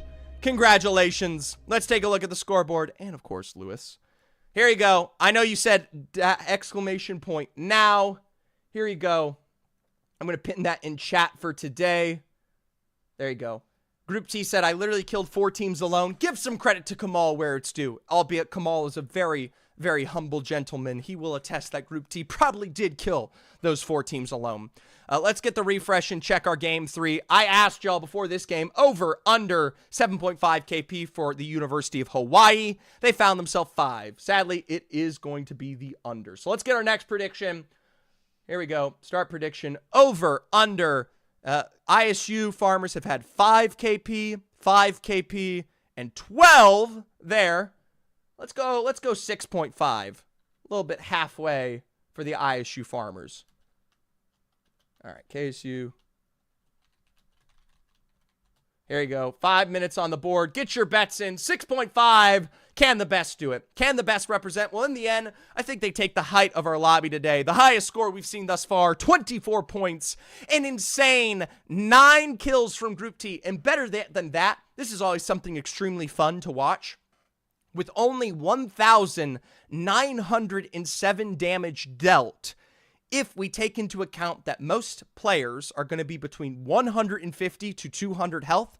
If they were all 200 health, Group T has absolutely been utterly perfect. If they're about 150, the man is literally exquisite when it comes to picking up this KP. Genuinely, so accurate. No extra damage expended, gets the job done. This is the reason why the ISU Farmers finished 7th overall in Premier League. That is the top division of Collegiate. We've been asking all lower bracket long, where is this roster? They showed up last week, finished 1st in Game 6, and now with that dub in the overall standings, they get 36 points there to join their 12. ISU Farmers are very likely now moving on to the next round. 36 points is that statistical average, and if they put up even 0 points here moving forward, they are likely fine. RIT Black, with their 3rd place finish, will work into it. Shout out to Throx, I believe, ratting there in the end. 3rd place is pretty big. I'm going to go back to the game 3 because we're done ISU yapping. 3rd place for RIT Black, the UCF Knights. Don't know why that port play happened. We were so busy watching ISU, we didn't get to quite catch why that occurred. I can only assume Throx was a thorn in the side of RIT Black, or we were overextending, right? I know Sloshy Medusa kind of likes to look for those early knocks to try and third party. Maybe instead got re-knocked from ISU instead. We missed it a little bit. In the end, 13, 11, 10. There's UB with 6 KP. Shout out to them. 5 KP for Hawaii. Even though they don't win that game to add to their 2, it's still another 6 points. Let's take a look at our overall, of course. Hawaii, confirmed. RIT Black, confirmed. Iowa State Farmers, pretty much confirmed. UCF Knights, not far away at all. For teams like Arkansas State, this was one of their best games yet. 10 points there off of that game 3. They are now in a very safe situation before we get into our next map. There's U Buffalo, Kaiser Navy, the Gamerhawks, Indiana University, and Texas White. Sadly, premier roster Purdue Black doesn't quite make it as far. Sac State Green, as a duo, now are officially knocked out of the top 10. ISU Red, the sister squad of the ISU Farmers, also struggling. Charlotte Niners, one of our final remaining teams here from the Open, alongside the Illinois State Redbirds, potentially on their way out. And we've got just a bunch of contenders rosters. That's the second tier, by the way. You got Premier, Contenders, Open. Contenders is Division 2. They're also potentially on their way out. So, time to go. Rampart officially eliminated here, but it is in just the nick of time. E-District, buildings galore. It's the perfect map for Catalyst and Watson. So, if you like your control, if you like your setup, and more importantly, if you like your Newcastle, you still can make that one work here. We got a little bit of time before we get towards those cusp-oriented points, so I'm not going to be too picky with it. Either way, if you love a team like Arkansas, they're in Dam. If you like the Farmers, they're Neon Square. Take a look at whoever you particularly like. This is where they're dropping for E-District. I haven't really understood the height of some of these POIs. Get your final predictions in for over under 6.5 KP for the ISU Farmers. We got 1.5 thousand on the over, 20 on the other. That could be a pretty big under bet there. Either way, one final checkup on Lewis. There's our Lewis love. He's decided to move a little bit closer to the heat pack in the meanwhile. There he is. And he's cuddled up against his lion. So, little Lewis love. He's doing just fine. He's got his little paws going. Little tail swishing. He's in the other room, and he is as cozy can be. 1 minute to go on the bets, and Lewis knows we've got time ahead. All right. E-District, we represent 3 games to go. 3 games that separates you from the top versus the bottom when it comes to your final moments here on Twitch. All right. So, big moments. All right. Just taking a couple swigs of a swip. Swigs of a swip? What does that mean? I don't think I'm swigs? Sip? Swigs? I'm losing it. I'm not quite there. Or all right in the head. About as bad as it gets.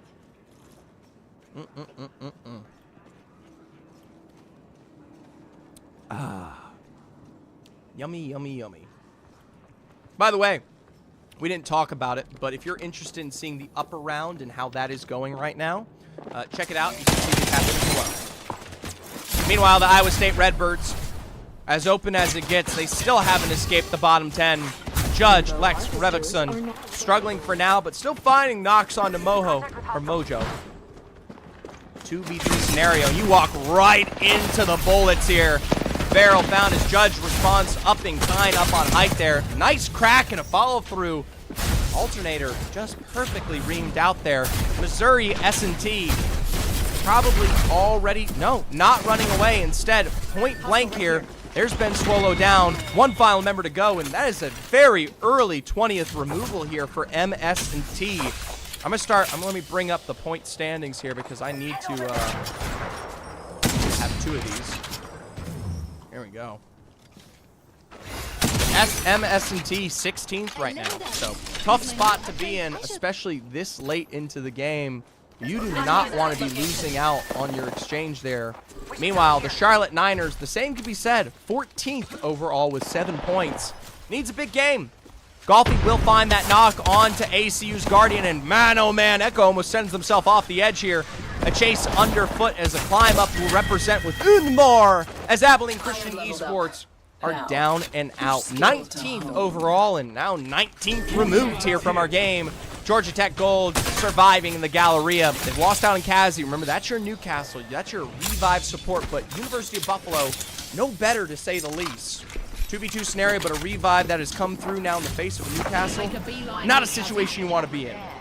Any further knocks, likely Newcastle reset as Georgia Tech Gold here holding out for a hero at the end of the night. Instead, probably just finding some really good pressure on UB.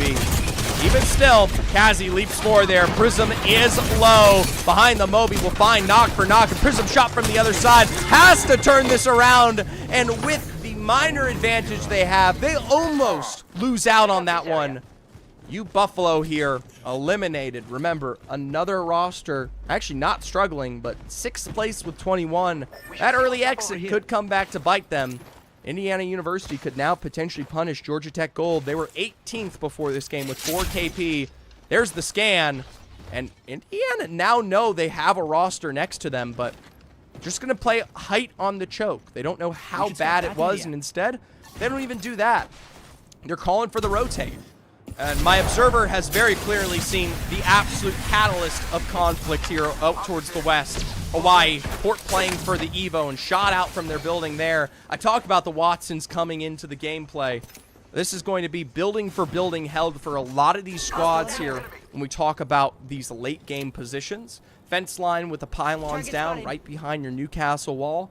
You're going to see that a lot. And it's going to make a lot of these really aggressive plays hard to happen. You might not be walking into caustic gas, but unless you catch someone on a rotate like the Illinois State Redbirds are doing right now, maybe not the best situation to fight into. For the Redbirds, though, we want to see them succeed. Tough and out, 17th with 4 before this game. 3 points for their KP, and not going to be able to break the EMP as it slides through. Judge and Lex are hit there. Oakson has teleported this one away, and they've got that port to work with as they'll break the drone. That's minor, as the EMP has already come through and really has been dissuaded. Instead now, trying to choke this out, but instead, really nice play from their opposer. Utilizes the port to get their way out. Plays off a Sloshy Medusa, trying to get that ultimate further away. Sneaks around, and everyone teleports to it. So, really, I mean, just really nice from the UCF Knights. Sloshy on the sneak away, and they're good. Let's go here. Couple of rosters setting themselves up on the outskirts of, I mean, this is a bit of Blossom? Hold on, I'm not, I hate in terms of the names here. It's like a bit of Blossom, a bit of Neon Square. No, it's Boardwalk, my apologies. Boardwalk and City Hall. And this is my issue with these kinds of finishes. Nice knock, massive nades. They're not gonna leave their building for that. They want to.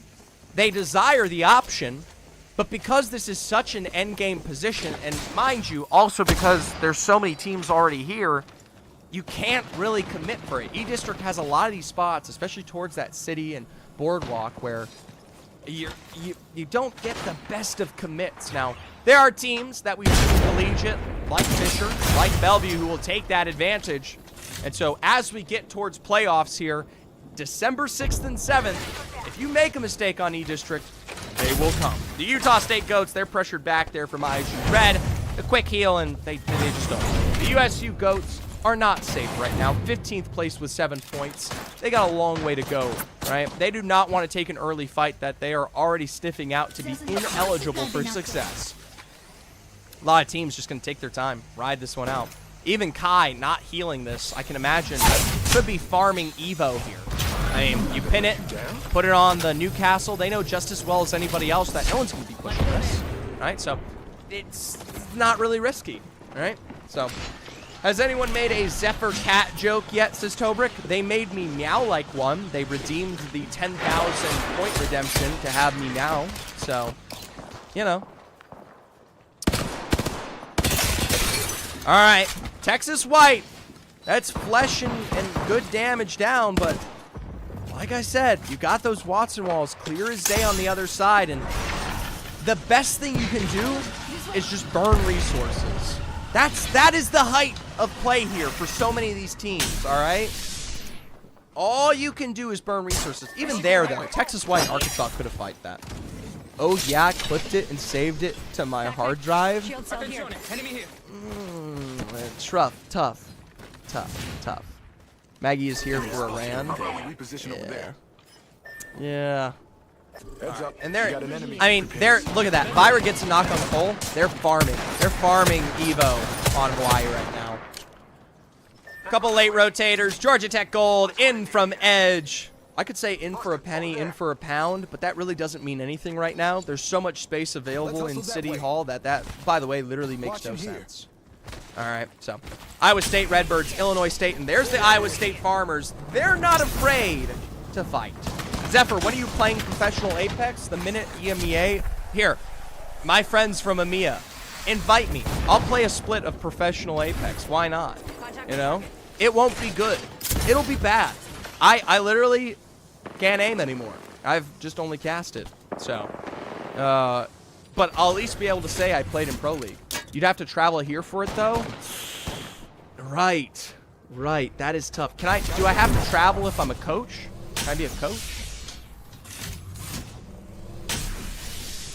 Am I eligible for the coach slot?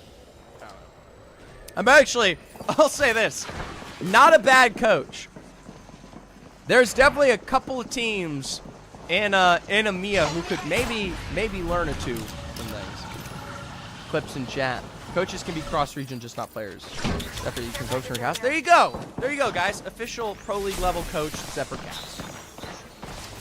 Just need friends in high places to let me ride that one for a split. All right. EMEA is a fun region to coach. Honestly, it really could be, because it'd be a toss-up. Most teams are on their way in. This is very akin to Skyhook, guys. There's so many buildings, so many spaces to play. Personally, I prefer it when we have like more of those Humbert finishes, or some of the more open-ended ones towards Energy Bank. Can be particularly sad. Wait, try and get a deal with Cybercats? We're cooking. We're cooking here. I might have to name the kitty. No, it's Lewis. It's Lewis. Cat part down. I can be a cat. I am potentially owning a cat here, etc. So, I gotta milk that cat for all it's worth. But it is a man. Zephyr meows. Zephyr's already a Discord kit, so sorry, cat. So if you guys want to go search for it, there's the beautiful YouTube video of me dressed up as a kitty cat with the cat ears and stuff. I think Nez has seen it. Nez has definitely seen it. I love. That's a video and a half. We are moving all but the same. Sadly, we miss out on the Arkansas fight because it's just too difficult to keep track of which one of these knocks matter. I'll tell you what, that USU fight against ISU Farmers could balloon into something. Meanwhile, ISU Red tracking later rotates here. Someone's reviving. Someone's trying to play out ahead. Oh, it's ISU Farmers. It's ISU on ISU action. Here's the problem. There's a reason you're the sister squad. The Farmers all as a full three-piece. You hate to see it. You never want to see it as ISU v. ISU. You're a lover of Iowa State. That's about as bad as it gets. Iowa State Red, though, is able to survive for a moment longer. And, yeah, go ahead. Find them where you can. Utah State Goats, they're going to be choking out the end of both ISU rosters here if they can will it there. Farmers on the side. Couple of peppering shots. 3 seconds to go here. Well, that tracking leaves a lot more to be desired. Flesh found on both, but man, you gotta hit those. Blank committing. Gonna try to take advantage of this while they haven't yet reset. Looking for the zip line. This is gonna throw a thorn into their side because they can't even figure this one out. Watching fence lines, and they're really just pinning themselves in literally nothing. Ball throws the mixed Mirage clone ahead. There's the Farmers are going to look for, well, either a rotate or the entry to this fight. Bookable walks back there, and barely did they just not find the knock. Rolling Thunder walks this one out ahead, and those buildings are definitely more than playable. We'll say goodbye to the Illinois State Redbirds in the kill feed at the hands of the UCF Knights as the Utah State Goats here. Yep, still giving themselves space in the zone. Farmers aren't really much different themselves. Got to be careful about this peak over on the edge of zone. 15 squads remaining, and we're finally getting down to a mass exodus here. So many of our squads will be wiped out. The UCF Knights just got those kills on the Illinois State Redbirds. They're not far away here, just west of this current synopsis. Farmers are looking. Utah State Goats here.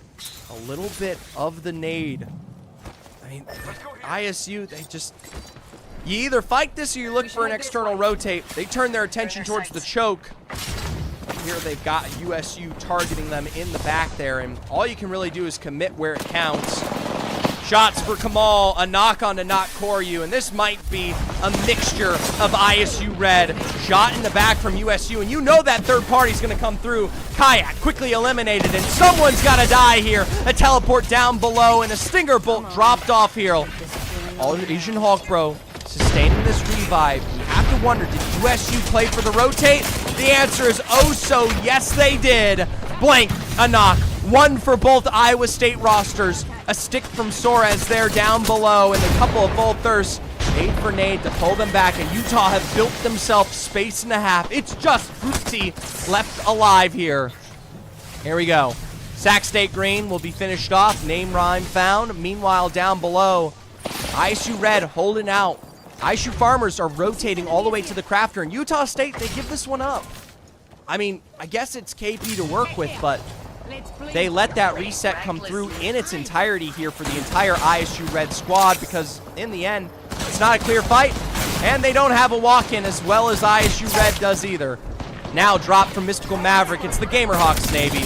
Point blank here, massive white health left alive, and Iowa State Red, they died twice as quickly as anything I've seen thus far. A couple of height held as the Gamerhawks have won from this position previously. We'll say goodbye to Arkansas. We'll say goodbye to Moore. Georgia Tech are pinning the remnants of the ISU Farmers. 11 squads remaining here going into our round 5 closing. I don't know if Group T's long for this world. Keeps themselves safe. Gamerhawks up on height. Might be able to find them there. Oh yeah. Sadly, not much more.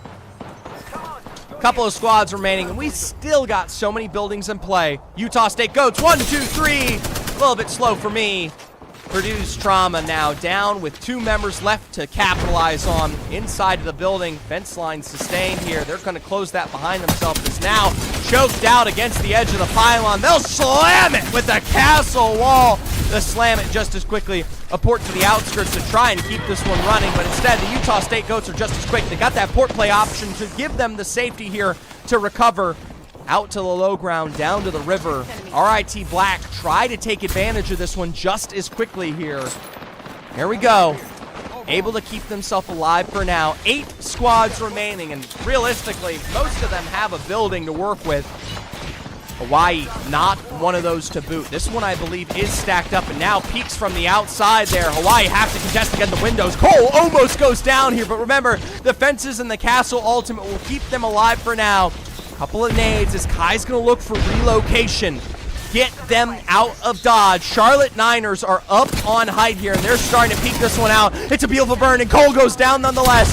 Newcastle is going to be able to get through the port with Cole out there. This is still a separate roster on the outside, and you just doesn't see the fence line. We're walking straight into it, and now we're just, what are we doing? Kaiser Navy happy to pick up some extra KP there.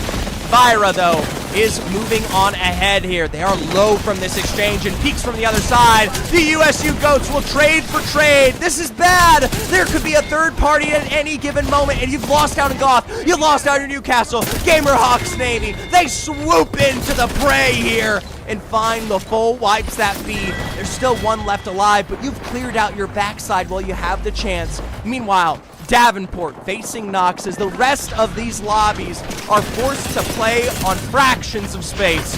Throx down, a ball pushes them back. Charlotte Niners ticking from the edge of the drill here. Everyone fleshing a revive coming through from the other end. Davenport just barely stuck alive here. They got a team down below, a team across here, and it is chaos in our final moments. I mean, literally, you got Georgia Tech, Davenport, Charlotte Niners, RIT, and U of Hawaii all on the same block. Meanwhile, the Gamerhawks Navy, they are in the prime position here to, most importantly, not deal with this shit. Here we go. Couple of shots over there on the side. The Navy will push them back, but this still doesn't change the fact that the Gamerhawks Navy don't have to deal with this. RIT Parsnips, long range, at least dropped. I don't know if it's long range. How could it be long range? We're short range right now. T-2020s and a Kraber will give them the access to the fight, but it ain't the knocks they need. Meanwhile, Jay-Z Striker binds the rest of Georgia Tech there. Echoes down, and these rosters are slowly peeling apart as no one wants to be the definitive catalyst to kick off this final moment here. Hawaii does have height to their own position here. This is not bad for them. I did not see that. All right. Zone beginning to close. Gamerhawks on the outside. Hawaii all the way up on height. Blank could be a thorn in Gamerhawk's side. Meanwhile, Davenport sharing height for space against Hawaii. And so many teams down below. So many teams down below. Georgia Tech are barely able to pull themselves back together as they are just hanging on here on the side. Whether it be height, whether it be the Gamerhawks, a mobile shield is forced to be expended. You don't have ports, you don't have half a zone to work with as the rest of these teams are now committed for the fights that be. Finally, everything full collapses. RIT are able to survive down below. Rocks with a knock. A couple of full thirst tears. They're going to get these as thirsty as they can. Suck those up. All right. 7 squads remaining. Georgia Tech, the first eliminated. They lose out in their mobile shield, and just as quickly, Gamerhawks capitalize. Davenport move into Hawaii, who are just as low. USU's Rat is found out here. Hawaii and Davenport down to a duo. Gamerhawks are a full force on the outside there. Mattia hit by the drill and hit by the shots of Cole. Top 3 remaining. Down to the low ground. Cole will find a pylon. RIT Black on the inside of building, straight on the outskirts, now into the face of the Gamerhawks Navy, just playing for as much time as they can, but the zone comes to reap whether you like it or not. Gamerhawks down below, a 3v3 situation. RIT has the height to work with. The Gamerhawks didn't know this. Instead, they're now forced to play against height. A teleport around the back still finds Dizzy down. Parsnips is low. Burn for burn. A 2v1. And from the low ground, Gamerhawks Navy take the first game of E-District.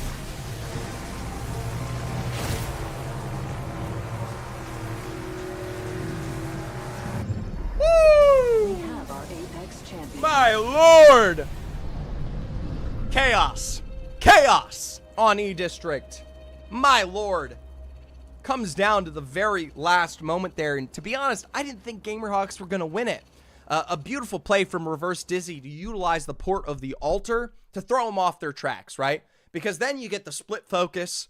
In that moment, whoever you were targeting is left more healthy. You're also getting shot in the back. You might get a couple of knocks, but you're just realistically leaving yourself open there. So the altar can be a very big distracting entity. We're back to the scoreboard. We're back to Little Lewis for now. Let's get our predictions out here. We still got a lot of time on the board. I asked y'all, ISU Farmers KP over under 6.5 off of that game 4. Looks like we are talking about a 2 with 1 KP. They did not pick up much. Congratulations to the under.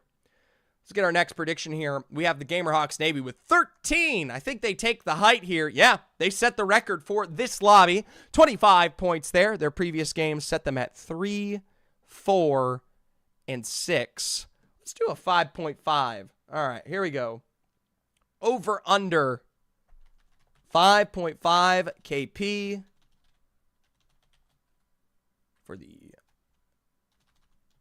Gamerhawks Navy. There you guys goes. You got 5 minutes to get your bets in. Meow. Oh, he showed Kitty. He's there. Yeah, we added Kitty to the scoreboard. I'll do the big one in a second. Get your bets in. RIT Black and the rest of these. I mean, we got a huge handhold of KP. Shout out to Utah State Goats and Georgia Tech Gold for picking up the majority there, but so many teams were able to pick up an exchange. Hi, Mama Wig here. Hey, it's a pleasure to see you. I believe you had your birthday soon, if I'm correct. Happy late birthday, if that's the case. I think I saw that. So, yeah, happy late birthday, and thank you so much for the follow. Crazy. You might be surprised to hear this, but I love your son's work. He does a great job. All right. Overall standings on the board here, 60 points for Hawaii as they still lead, and we got bigger confirmations. With that win, the Gamerhawks Navy jump up 5 placements, and they are safe. Premier level roster, leaders of the lobby last week, 44. Zephyr, how does it feel being a cat dad? I don't know yet. It's been 1 day. Ask me next week. So far, I've been not sleeping and feeding, and honestly, it really is no big deal. But I do love Lewis. I love that little kitty, and we'll see how it goes. Gamerhawks are in it, and Coco is excited because why? Charlotte Niners with 8 points right there. +4. The Charlotte Niners have barely made it to the cusp, but they need to keep it consistent, Coco. I know you're pining for this roster to succeed. Utah State Goats, they're another big recovery. 11 points from that game. 8 KP all the way into 9th right there. It's a big move for this roster. Several kind of laggers across the board, but I'll tell you right now, the Farmers likely safe. UCF Knights also likely safe. We're down into our final 2 games remaining, so I'm going to get a little bit more aggressive about keeping track of some of these teams because right now, even Abilene Christian Esports, 2 good games, 2 decent marginal games. The cutoff is at 17. It's going to jump up to 30, right? 2 good games could be enough. There's a world where I make game 6, not going to lie. All right. Don't pray for restarts. I'm not big on that one, but hey, maybe. All right. In the end, of course, Abilene Christian Esports with 3 right there. 5 for Missouri S&T Gold. Illinois State Redbirds with 7. And we're saying goodbye to a lot of our open teams right now. Charlotte Niners are barely in it, and Arkansas State a little bit more confident, but 4 points ain't going to keep you in it. You just need to slowly fight your way forward. Really quick, here's the other lobby. Ottawa Garnet jumps up. Augusta with 42. Chopped there, UC Irvine. Texas A&M White with 30. Kind of fallen off. CSU Blue, Texas Orange, Houston. A lot of Texas schools. We got the Cougars. We got the Longhorns. We got the Aggies. IUP Crimson, etc. Oklahoma has fallen off, though. They were in the top 5 last we checked, and now they're on their way out here. So we've got, what is this? A contenders level team. For those of you who are just joining, we have 3 divisions of Collegiate. We got Premier, Contenders, and Open. Premier's the best, Contenders the second best, and Open is the third best. In playoffs, you combine them all. So we got a Contenders level team in first, Premier in second, Contenders in third. UC Irvine, they're a Contenders. White's Contenders. Fullerton Blue, Texas Orange, Red, IUP are all Premier level, and Oklahoma Esports is Contenders. Right now, Premier level teams missing out, who will be joining us tomorrow at 3 p.m. Eastern in lower round 3. You got UT Tyler, West Virginia Wesleyan Kaiju, UCSD Gold, Full Sail Armada, the Florida Gators, and Texas A&M, who are, yes, still a duo today. So not much to be said there. Still plenty of time on the board, and we're focused on lower round 2, where, remember, bottom 10 today in this bracket will eliminate you. We're going to do a little Lewis cam check while we wait. There's Lewis, sleeping soundly. Zephyr, realistically speaking, if you had $1 million or that cat with its magical powers that may bloom into taking over the world one day, what are you choosing? I mean, are we talking about Lewis? Because I'm choosing Lewis. All right. That's all that matters here. Look at that. Look at that little guy. He is a blessing and a half. 34 seconds, by the way, remaining on the prediction. I forgot to say it. Get your bets in. Over under 5.5 KP for the Gamerhawks Navy. There you go. All right, let's jump into game. Doesn't look like we've got Sac State Green, so don't know if it was a disconnect or likely as a duo they have dropped it today. As a result, that would be the first team eliminated here at 15 points. They really weren't far away, so I'm kind of shocked. They might not have had the opportunity to just play this one out anymore. Just not available. So, might be our first team eliminated. The ban coming off into this lobby is going to be the Newcastle. So, you are officially down to the Watson and the Catalyst for your safety, right? A lot of rotational legends still alive, but it is going to get more competitive. Of course, last game, we had so many teams able to survive out there towards Boardwalk. Not always going to be the case on E-District. So we'll have to see how it goes here. In the end, 2 games left to go, and with every fight, I'll be reminding y'all, for Sac State, they're not in this lobby this time. They were 14th with 15. The cutoff was 18. I think they just couldn't play anymore. Bit of a shame. And it's a huge shame because Bofer and Name Rhyme were very, very good as a duo in taking a 3v2 scenario successfully multiple times. It's a shame to see them gone. Little Little gamer juice there as our zone reveals that we will be going Humbert Labs, so if you were expecting maybe a little bit of some extra KP, Let's some check out fights that to build into, Humbert Labs can have so many rosters. You have the height, you have down below, you have a cross in the water, you have the backside of Humbert with the smaller buildings and the rotating carousel. For now, we'll jump on over to the Illinois State Redbirds. We saw them last game take this fight against Missouri S&T. The Redbirds came out on top, and already with that leading damage, this is their moment to shine. Remember, Illinois State Redbirds with 18th place with 7 KP, MS&T in 19th with 5. Neither are really that good of a spot. But remember, it's just one good moment here. Massive cracks from Ben Swolo on the side. Long range incendiary. You do have the option to rotate into the next building. That port play tells me that they are safe. Mojo, targeted, but no success yet. Come on. MS&T looking for their own source of revenge here, but Ben Swallow caught out. It is ring around the rosy here. And a long-range snipe there on Ben Swallow gives Illinois State Redbirds hopefully their movement more, but Revickson takes just as much in return. Chasing and pushing them back here. We'll see another massive crack, and Lex just had to put one more bullet down. There we go. Well, I don't know if I'm not playing against Missouri here, but in the end, it's a knock. Drill behind the pill, a port down to the edge. They're looking for the rest of Missouri, but instead it's inside. Why would you try to stick the cell? It had to be a misinput, but instead, Tommy Salami is turning this one around, whether it be on the edge of the height, the stairwell down below. What did we do that for? I mean, Illinois had this, but what is good turns worse here.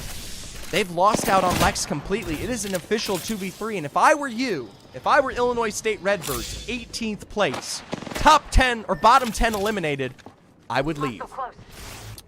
By the way, University of Buffalo in the kill feed there, finding something against Hawaii. That's a lobby leader, so you definitely want to keep a watch out on that. For the lower-oriented teams, when you see a lobby leader die, that means it's your opportunity. Come on. All right, Niners check. They are thirding this. I don't control the feed. This is my hands. I'll keep them up in the air. I do not control the feed. Either way, here comes you, Buffalo, and you've lucked out, Coco. There's the port play back, and it's Purdue Black. So not the Charlotte Niners there. They're a bit further away than I expected. All right. Wow, never knew that. Yeah. No, it ain't me. I've got my own observer. In the end, I think they're all just going to play this one as safe as possible. If you see, it's got to be a very direct 3v3. Davenport starts off something against the USU Goats, the Utah State Goats. And that is Davenport, Michigan, by the way. And we will see. Oh, that's right, for 5-minute delay? Yeah. Yeah. He's using his feet to control stuff? Yeah, I'm multifaceted, multi-talented. I can cast, and I can observe. Not with these hands like I use on Tuesday and Wednesday, but the feet that be, the toesies of the rosies. Abilene Christian University, we check in with them. They are the 20th place team right now. They have 3 points. They have to turn this one around. I can't believe I'm saying this, but we might be seeing the end of them here sometime soon. The Farmers, the most aggressive team in this lobby. Kamal, Asian Hulk Pro, and Group T already finding the cracks that will give them hopefully a full send here. They don't have a really big way to cross this quickly, though. I mean, you're sitting on Bangalore, Wraith, Mirage. It's kind of, So they're just going to let that one go. They're going to prioritize their rotate in. Remember, the Farmers don't really need these. They are currently relatively safe. I don't know what to say about the rest, though. Illinois State Redbirds, by the way, in Missouri, still contesting each other down in the Southwest. Leave. Unless they just pulled off a miracle mobile res, leave. Reverse Dizzy and a trade for the Gamerhawks are winners from last game. For those of you who put your bets in, this is big. Buffalo here on the other side, knock for knock, and I believe this is a 2v1 scenario. Flesh on the fadeaway, and a 1v1 for Reverse Dizzy here, up on height, taking the time to battery it out as the revive is already coming through. Climbs this one up and finds it perfectly to send them packing. It's Reverse Dizzy all the way. For University of Buffalo, that has got to hurt. 8th place with 21 points here. Not where you want to be. Meanwhile, MS&T. I'll be honest with you. I lost us in the sauce here. I'm not quite sure who was leading last time we checked in. I think it was Illinois State Red, or it was MST. Something has gone awry. Either way, one final remaining member. Illinois State Redbirds chasing this one down. They want to confirm that KP as much as possible. Edge of zone, they can hear the heel coming through on the other side, and that's going to be it for MS&T. That is your 19th place team eliminated, and in the kill feed, we did see Hawaii go down. That is the #1 roster right now. Why is that important? Well, that means your biggest competition, gone. Kaiser Navy in 7th as well. This is a big recovery game for some teams. We just had U Buffalo in 8th, Kaiser Navy in 7th, and Hawaii in 1st. That leaves only 7 squads in the top 10 left to play this one out. Iowa State Red, I would have waited for the teleport back on that one, but they might have given themselves away here. Meanwhile, Georgia Tech Gold face first into some Arkansas Wolves teeth. They'll find a knockdown on Kazi, and Arkansas are more than happy to commit for some final sends. 99 and a whip. In the end, they still have some recovery there. Georgia Tech Gold eliminated out. They were in 15th, so they're going to need one huge last final game. 14th with maybe 20 necessary. Meanwhile, ASU already charging what be their next fight. The UCF Knights, they're more secure. Top 5 right now. Indiana University's tracking them. A couple of leaps across, and the phase will be the first one knocked down for Indiana University, 12th. Right? 12th with 17. Need a little bit more KP. Need a little bit more points. Need a little bit more here. Zips up above. Crack found. Factor is the first one to chase this one down. Even still, though, a quick drop to the end of Humbert here. And, I mean, got to be careful how far you commit into this. Indiana, though, really wants to secure this KP. This is a team above them. Arkansas will be full thirsted by ISU Red as... There we go. There's the drop on Sloshy Medusa. Arkansas in that. That's your 6th place team. So now we got 7th, 8th, and 6th, and 1st eliminated. Oh my gosh. UCF Knights could be joining them soon. The phase was recovered here. Don't know if it was a port play. Don't know how. But UCF Knights hang on. Indiana University, remember, 12th. They seem like they've got maybe a little bit of attention ahead here for a couple other squads as they try to sniff out the final moments of UCF Knights, but should probably be prioritizing their next position into zone here. Round 2 closing, and so many of our teams already eliminated. 13 squads left alive. This is highly accelerated. For those who are really trying to capitalize on getting as much points possible, you have to, right? You have to make it count. Right, you need as much KP as possible here. Right, Purdue Black, not safe. 11th right now, 17 KP. Very similar situation to Indiana University. This is their opportunity to turn it around. Illinois State Redbirds, by the way, will find an initial knockdown on T-Dobbs. This could be further fighting for Illinois State out there towards the west. We saw him on edge, and we could see more. Even still, this is E-District. Illinois, though. There's a knock with Woon Moore. That's double knocks and a full thirst, potentially. And Abilene Christian University eliminated. That's your 20th place team. Sadly, down again. They'll need a massive final game, an historic level. All right. Well, not Koryu. They're following through on a little bit of Davenport here, and hopefully we can jump over to one of these. Yes, we'll pin a Gamer Hawks and an RIT a little bit. RIT is 2nd place right now. They've got themselves quite a hardy position in zone. This can typically pull up here towards the north or maybe on the outskirts of Humbert. Depends the extent with how aggressive this is getting here. I don't know how much it'll matter. Davenport finished off by ISU Red, and this is the ISU Red turnaround. Problem is, you've got Big Brother lurking here. Here's the sister squad facing off against the premier level roster. Here we go. ISU on ISU action. Farmers versus Red. Farmers fight. Well, that's an Aggie thing. All right. Well, Kamal leading the pack here all the way up towards the very highest rung. A couple of zips out in the way, and Kamal will find at least some damage down. Oh no, this is not ISU. My apologies, I saw I and S and red. Instead, it's Illinois State Redbirds. They've been on a bit of a tear, but you'll meet your maker at the hands of farmers, whether you like it or not here. Out there, ready with the scythe. Here to call the grass or the weak. ISU farmers are instantaneous on that Illinois State Redbird punishment. Now, they picked up at least what I believe was 6 KP, but that's still only roughly 16th place for the Illinois State Redbirds. Instead, they're going to have to look for, well, maybe not the biggest game, but big turnarounds here. And it'll start, by the way, with a fight on to probably Missouri again. So wait and watch for it. For ISU farmers, they're just a threat to the lower level lobbies right now. You're kind of, if you're still in this, teams like RIT Black, Gamerhawks Navy, farmers, 2 through 4th, run, hide, fear them, right? They're more than happy to be extra confident to send you on a 3v3 and potentially thwart your efforts to recover here. And remember, this is your best opportunity. 6th, 7th, 8th, no longer in the game. So I'm looking at you, Coco. Charlotte Niners. Open level roster. Still in it. 6-7. Making contact with enemy. The farmers re-enter into Humbert, point blank from the edge of zone, and I don't think they know exactly where they're going. They had not scouted this out, and slides this one in. UCF there in a chase on a Kamal healing. They lose out on that one. Even still, it is a full thirst on Asian All Pro, and for Group T, here on the side, UCF Knights. Try to see if they can set themselves up for a bit better of a situation. Instead, Indiana University are the ones to find that full thirst there. So more KP, Kamal over towards the edge. You can see that little Mirage clone, the only man who plays it. And you literally saw him throw it. You don't have to check that. Got an idea where it leads. All right, well, Indiana, UCF Knights sharing space. Remember how I said earlier with that zone pull, we might be working our way back towards RIT? Well, I'm as right as rain.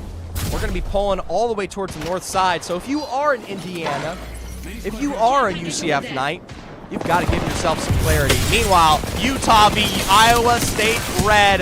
The sister squad, this might be their opportunity.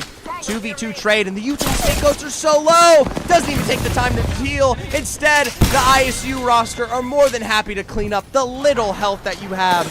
Charlotte Niners and Purdue Black aren't far away here, though. Charlotte trying to third-party this. They have the numbers advantage, 2v3. Charlotte in 10th, ISU Red in 16th. It's been a big game for ISU Red, so even if they go out here, they still could be very good moving into our final game of the day to avoid that bottom 10 elimination. Purdue up on height. The Boilermakers forging the tracks ahead here. They've got themselves the bare minimum of height of Humbert. Indiana looking for a rotate. ISU just below them, hanging on for dear life. UCF Knights taking wide swings of a rotate of their own here, as the ISU Farmers got all 3 members back alive, but run right into the heart of RIT. This is kind of good, though. If you're a lower bottom 10 roster, you want RIT to fight Farmers. You want RIT to fight the Gamerhawks Navy. Someone like Charlotte Niners, placement in 9th, it doesn't matter as much right now. You need to survive. Hey! Elizabeth! A fellow friend, a fellow caster, congratulations on Red Bull. You absolutely slayed it out there. Ready for some collegiate? We're down to our final 2 games remaining. And for the UCF Knights, they're going to find ISU stuck trying to pull off another revive here. Caught out. The UCF Knights taking their time, and it isn't ISU eliminated in entirety. Indiana gets choked out by Purdue. The Boilermakers threaten them. They were up on top of Humbert, and they find them. Indiana in 12th. I don't know if it was enough. Right, you still have teams like the Charlotte Niners left alive. It's going to be very tight going into Game 6. Graber in hand of the UCF Knights there, and they're going to bide this one as long as they can. ISU once again, kind of, I don't think they stuck that or tried to stick that. The shots pushed them back there, but the UCF Knights, I mean, could find these knocks, but instead are chunked out from the other end. University of Texas, done and dusted at the hands of the Gamerhawks. RIT Black now stepping up towards the UCF Knights, and this is like Christmas for the lower bottom 10 roster teams. You want these squads to wipe each other out. You want a better opportunity at winning the game. Help for low. A beautiful flank angle from Parsnips there as Oh, the rest is ISU pull off the revive up above. If this fight takes too long, you might have an ISU third party from above the bridge. They'll pull this one back. It's a rotate. ISU tries to get involved, but Asian Hulk Bro is quickly eliminated. RIT are back. UCF Knights are resetting, and ISU's gonna drop right into the middle of them. Mind you, 3 seconds ago, the zone is closing. Meanwhile, Iowa State Red, the sister squad, finds themselves in the heart of the Gamerhawks. Iowa State Harmers, point blank against RIT. A reload from Kamal means nothing, and it's left up to Group T up above. Jehu parsnips back to their building and zone, and now a Kraber shot. Herd's final purchase there. 150 on the cart, and a final beam from afar will put the Iowa State Farmers down. Top 6 remaining. Purdue Black, 11th place, needs to keep this one chugging along. They've got themselves the heart of that building, but the UCF Knights in 5th, they're not as risk averse. Remember, they are more than fine. The Charlotte Niners just above UCF Knights here. They're playing this height line, but they are slightly separated. Echoes could get shot out, and now with those shots there, Charlotte Niners need to look towards the UCF Knights. Couple long-range shots from Purdue, and I believe, if I had to guess, that might be RIT. Either way, the Watson fences make some of these final moments so difficult here. Shout out to ISU. There you go. The Gamerhawks commit. Oh, and it's the Gamerhawks. The Gamerhawks weren't even in that fight. They were all the way long distance. That's why Mystical Maverick's using the G7 Scout. For the Charlotte Niners, they take too wide of a peak angle, and they get shot down. The Gamerhawks will take their time to reset there, but ultimately, we're down to just one. The Gamerhawks now looking for maybe final moments to crown a successor, but you got a tiered cake situation. Purdue Black, Iowa State, Charlotte Niners, and Gamerhawks all sharing the same building. UCF Knights and RIT Black on the outskirts down below. They could be the benefactors of this game, but both are in the top 10 already. If you are looking for the lower lobby underdogs, you want squads like Purdue Black to come on top. You want ISU Red to turn this one around. You want Waukee to find the knock on reverse Dizzy up above. You don't want Gamerhawks in 3rd place to keep on living. Not Koryu finishes the job from ISU Red, and we break into our best placement opportunities. Remember, 5th place 4, 4th place 5, 3rd place 7, 2nd place 9 points, 1st place 12 points with every additional KP for 1 additional point here. This is where the placement truly matters, especially when we're talking about top 10 elimination here. Purdue with peak onto the outskirts with Golf League already down. UCF Knights already trying to get in just as quickly as they secure that full thirst. Playing the cart. Let's go this way. Here we go. UCF Knights on the exterior. Takes their time. Remember, it's these outside positions that can play out so well. ISU take the height away from Gamerhawks Navy there a second ago, but RIT Black still the furthest on the exterior, and, well, Charlotte Niners just hanging on for dear life. Remember, Charlotte Niners in 10th place overall. This is a good position for them. Remember, top 5 is great placement. RIT Black in 2nd.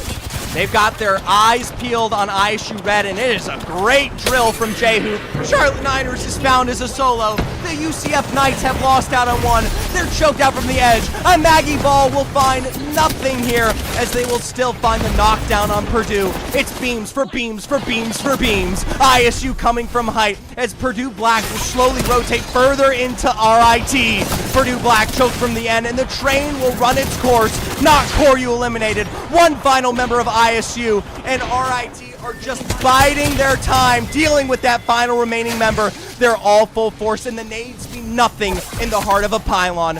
A nice knockback, a zone play there, and for RIT Black, a dub out of your penultimate game.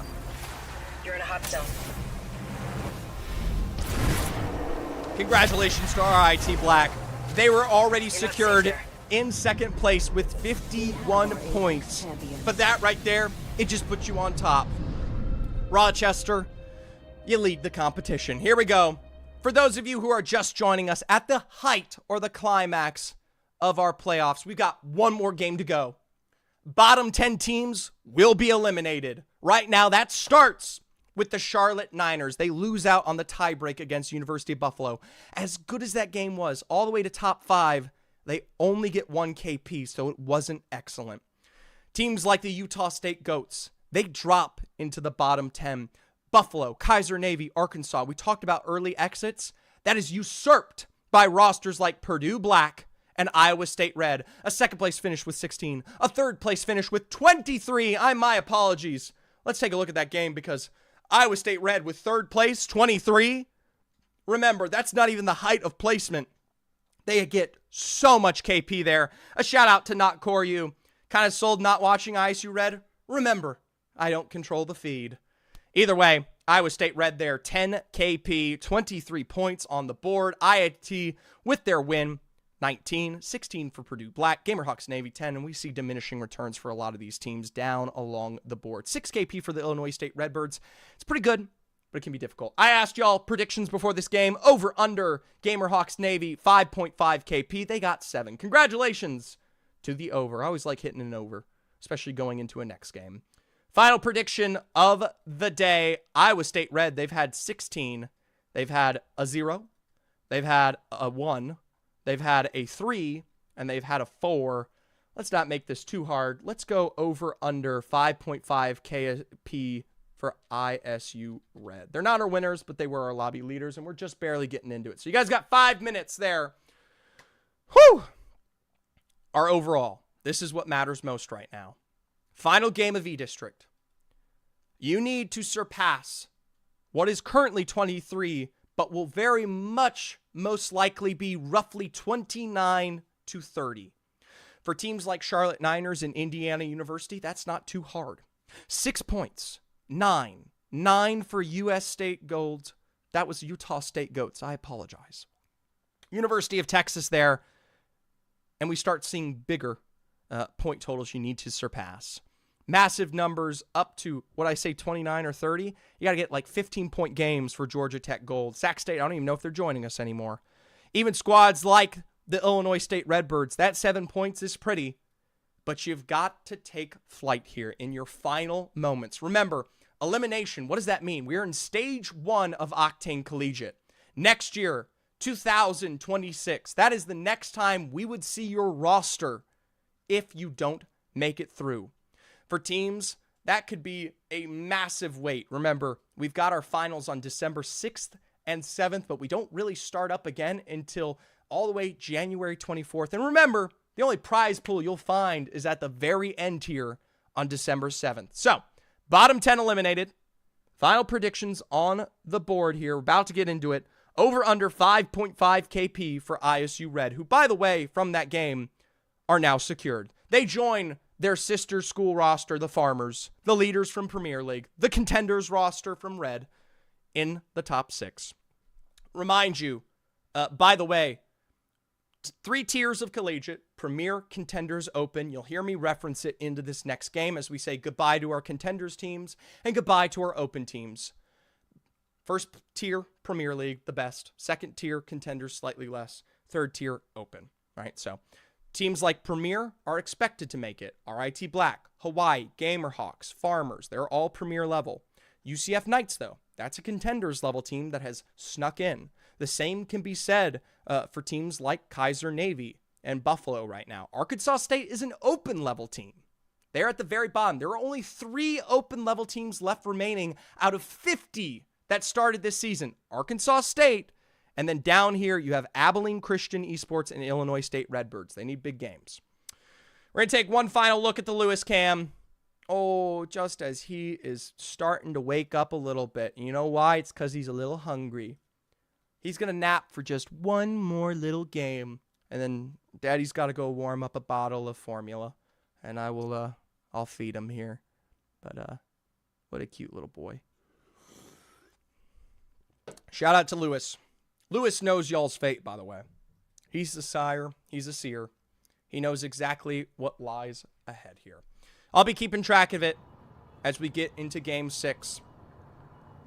20 teams enter. 10 teams will remain. And most importantly, for those of you that are watching and you're now interested in Collegiate Esports, tomorrow we introduce lower round 3. The top 10 will be moving on to the next lower stage because we got a whole upper stage going on, which you can check out down below at Octane Collegiate. They allow me the opportunity to do this, so support them when you get the chance, and we'll probably rate them after this game here if they're still competing. In the end, That's where we have even better rosters competing right now. The coolest thing, by the way, though, we do have a semifinals next week. There are 10 teams from Premier League in both of semifinals A and B that are just waiting. Kings of the Castle, thrown ahead with the anticipation of these next few squads here. We'll jump into the Charlotte Niners. Before this game, they were all the way in 11th. 23 points. We got Coco in chat watching this. Coco, I suck at saying it. Isn't able to play right now. I don't know if he jumped in for game 6, but in the end, has been a huge boon to this roster as a fragger. Thoughts on it if it was just top 10 auto qual to semis, like 5 per semi? That'd be pretty cool because then you could put someone up there. The Illinois State Redbirds, they turned their attention to Purdue Black. Remember, Purdue doesn't have a lot to lose. They're in 7th right now with 33. It's pretty darn good. But remember, nothing is over until the fat lady sings. Dreamcast and Trauma, as a result, already taking the balloon out and away from the action. For Illinois State Redbirds, that's one extra piece of KP that puts them at 15. Not 15th place, 15 points. That still keeps them tied for the bottom 15 there. We'll see how it goes. The Charlotte Niners did lose out on Echoes there. It's a full thirst from Group T. This is going to be the name of the game in this final top 6, or this final game 6. For those that are really fighting for that top 10 finish, you're going to have to avoid squads like the Farmers. You're going to have to avoid Gamerhawks Navy, UCF Knights, Hawaii, RIT Black. They're already secured, and they will play more risky because they know they are done, right? They don't have to qualify off of this game. Iowa State Red, the same can be said. At 36 points, they're probably going to be very safe here as we talk about the cutoff. A little bit of damage there across from them is the Gamerhawks Navy. If you're a lower-ended roster, you want to see them wipe each other out, but Gamerhawks are already out and away, even though the stadium, though, is very, very far from zone. Meanwhile, Indiana University just barely knocked out of the top 10. 12th place, 20 points. I like a 29, 30, 32, right? Extra KP to start here against the Gamerhawks would be huge, but remember, the tougher and higher you go up the list of these teams, the harder it is to take a straight 3v3 against them. And also, in Apex Legends, of course, you run that risk at all times of a third party, even here in this last game. Now, we'll take a look at this final chase on the Charlotte Niners there. Golfy, mind you, is separated. All the way out of the viaduct ahead, nowhere close to the shipyard. Even if Missouri commit to this, there's no one there. For Purdue, the same can't really be said there. Nice crack found, Dreamcast knocked, and actually, my apologies, it does look like Purdue was on their way out. 33 points, and it's not too bad. ISU Farmers, though, a tale as old as time. Group T starts the fight out by full sending it, and you run straight into the University of Hawaii here. Kamal and Asian Hulk Bro up on height, and they're already pressured back. Meanwhile, IUB finding a couple of major knocks as Hawaii does find that drop on Kamal. Asian Hulk Bro on up on height. You want these teams to wipe each other. The Farmers will be eliminated, and that is it for the 5th place roster. They have made it today, probably. Hawaii, the same can be said as MST are just as quickly trying to get involved here. Oh no. Trauma, top 7 roster, finds the zip when he needs it most, but instead will be chased. A quick send here, and it is a big moment for University of Buffalo. They're in 10th place right now. Every point counts. Purdue is your 7th place roster, and remember, 33 points might not be safe. Meanwhile, Illinois State Redbirds, all the way down towards the south, 17th, and they need just as much as anyone else. Looks like that was a port play, so it's not going to result in anything for them. Davenport in 18th with 9 would have to go on a tear. They would need every single KP they could get their hands on and would need to destroy this lobby, and that just has not been seen out of them today. Meanwhile, RIT finding an early knock on NIT Roses. Meanwhile, the UCF Knights, they've got themselves a burn and a half against the Illinois State Redbirds. You might be saved by a bell from a massive charge rifle shot, though, from the Utah State Goats. Arkansas State will be eliminated in 8th place. That is rough for Arkansas. Arkansas, 8th place eliminated at 28 points. They might be out of it now. We'll just have to see how the cookie crumbles. Utah State Goats saving Illinois State Redbirds. They are currently themselves in 13th. Not always fun to save your competition, but when it means getting KP, you can do what you want. I am Bullet Bait there, able to find some knocks for Davenport, as RIT Black will be eliminated by them. RIT Black, mind you, the #1 team in this lobby currently. They don't need this placement, so that is a huge place of success. The Gamerhawks Navy, maybe they'll be joining them. 3rd place there is the Iowa State roster. Able to find them. Stinger Bolt ticking on the inside. Able to zip up, but instead it's the Stinger Bolt that finishes the job. Reverse Dizzy already out and away from the choke as Iowa State Red now trying to play off the reset of the Catalyst there. Is going to be MSNT all the way down in 19th place, looking to finish the job. Remember, you got that Wraith on the inside. Kayak will go down. They're already trying to play up to height here. Ben Swallow on the quick reset there. They're going to commit to the full thirst instead. Soares and Kayak, and we have to question, where did ISU Red go? I kind of sold. I thought my team would just win their fight, but I didn't, so I was fighting full team solo. Hey, you're spoiling, not Koryu. You're spoiling. All right, MSNT maybe seconds away from finding the man himself up above this here. That's game 5, Zeph, not game 6. Oh. Well, you're still talking in chat while we literally see you alive. Come on. Come on, man. All right, we'll see. I guess I'm spoiling that I die, though. Yeah, exactly.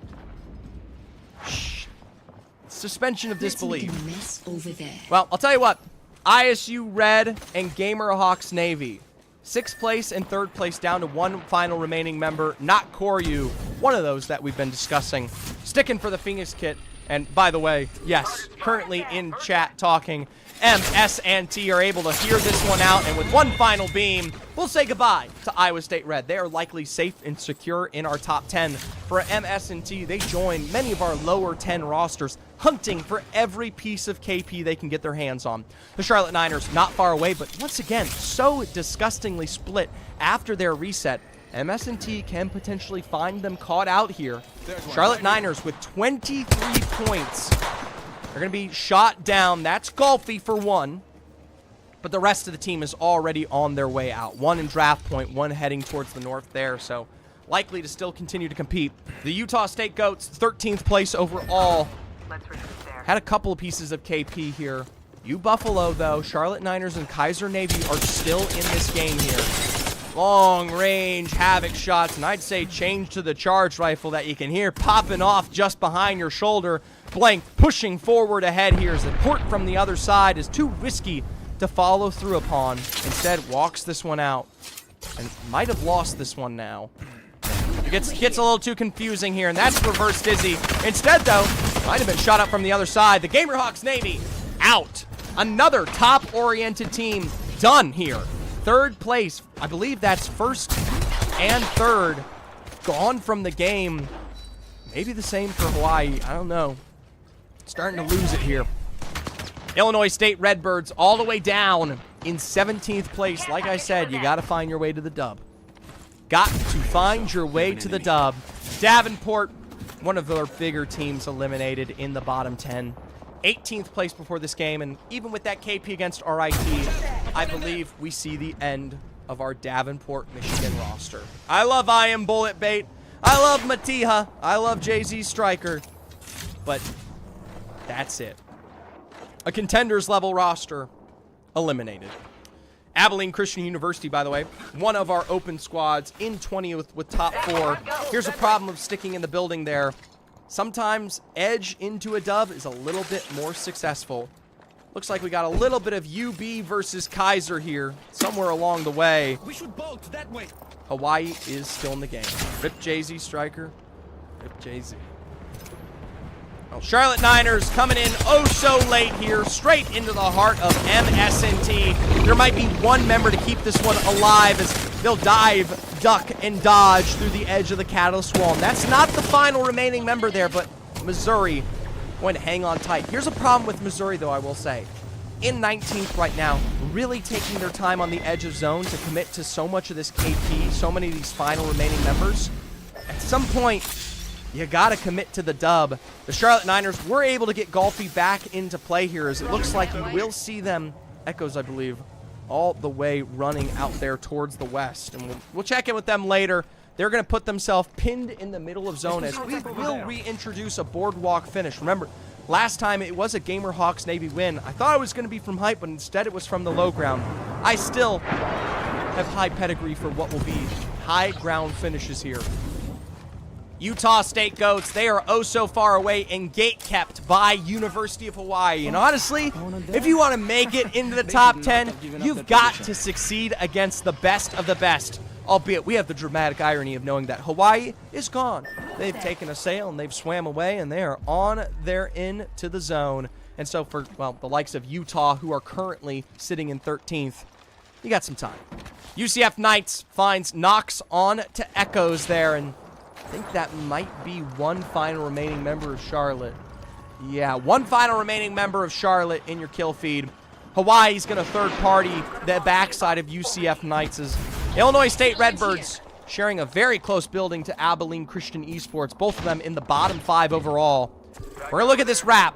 MS&T coming up right behind Hawaii and UCF Knights. Hawaii, UCF Knights in the top 5. MS&T in the bottom. UCF Knights will be eliminated by Hawaii there. That's competition versus competition done now. MS&T trying to third party this, but unable to really find a good LOS or at least source of where Hawaii is. Finally, across the valley there, they'll find them, but I think it's just a little bit too late. Not the cleanest exchange you would need, and yes, Hawaii is all up together here. 11 squads remaining, folks. So many of our bottom 10 left alive. 10 squads down. I'm pretty sure that was the Charlotte Niners. We miss it in the map feed. Charlotte Niners in 11th place. We'll see you in 2026. Sucks to say. We'll check it. We'll check the leaderboard at the end, but the doctors come through with his diagnosis. Is Kaiser out? Kaiser's still in it to win it, baby. Long range snipes here from the Utah State Goats. And remember, now the Charlotte Niners are eliminated. Trying to keep this one gunning for them. Meanwhile, Hawaii hard in this position. Last time around, we had 7 to 8 squads alive in this final zone poll. We are not going to know it until the very end here. Missouri, S&T, here's the problem for them. You kind of need to get some more KP before this zone closes. Once this zone closes, you're at the whim of whoever comes to you. Utah State Goats are to your left, and so many are to your right. Abilene Christian University finally sent upon by the EMP, and you have to wonder, is this Illinois? Maggie Ball on the edge of the door. Windows and walls will give them time as a drill will push them back. Shield broken on the fuse. Abilene able to find Virus. Kaiser Navy, we check in with them. Just Flicks on the edge. And on the very cusp here, in 9th place overall, with a tick of the edge of zone, you have to wonder who will send them off. They're nowhere close to necessary placement. Abilene Christian no longer the focus here of so many rosters as we get into our round 4 close. Couple of nades. The Illinois State Redbirds just below Abilene Christian University. Judge and Revickson already finding their next position out ahead here. They're opting for the low ground, though, which could come back to bite them. Judge trying to play this one back here. Many teams still ahead. It is Illinois who aren't in it yet. Still, though, there's the knock on Kaiser. 9th place elimination. They might be out. Abilene Christian University now, the pick of the poison for the Redbirds. They'll swoop in here, and with that final pump, will send Abilene down, who is likely still in 20th. Georgia Tech Gold quickly trying to third party this, but shot in the back. Can't extend further. They're in 15th overall, and that free KP ain't so free. They got to pay a price. Texas White pushing into them. Meanwhile, Missouri, S&T, so many of these teams, by the way, so many of these teams in the bottom of the bracket here. I'm pretty sure almost all of them roughly on the cusp. It's only Hawaii who are still in it, who are not. Hawaii are in 2nd place right now, and mind you, can be very dangerous to any team that walks into them. They want to win this game to take away that top first place position from RIT. UB, Buffalo, 10th place overall. No, my apologies. This is Indiana University. I missed the B there. Indiana University there. Currently in 12th overall. LA has more placement points in this game than the other 5 points combined. You know, Illinois, the Birds got to sing here.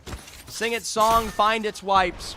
They are currently in 17th with 14. It doesn't have to be insane. A 15-point game for Illinois State might be enough. Problem is, they've got Hawaii right in front of them. 2 seconds to close. And this is the most critical close of any one of these teams' lives. Welcome, Octane Collegiate. We'll check out the upper results here after this game. Thank you so much for the raid. Final moments on the board.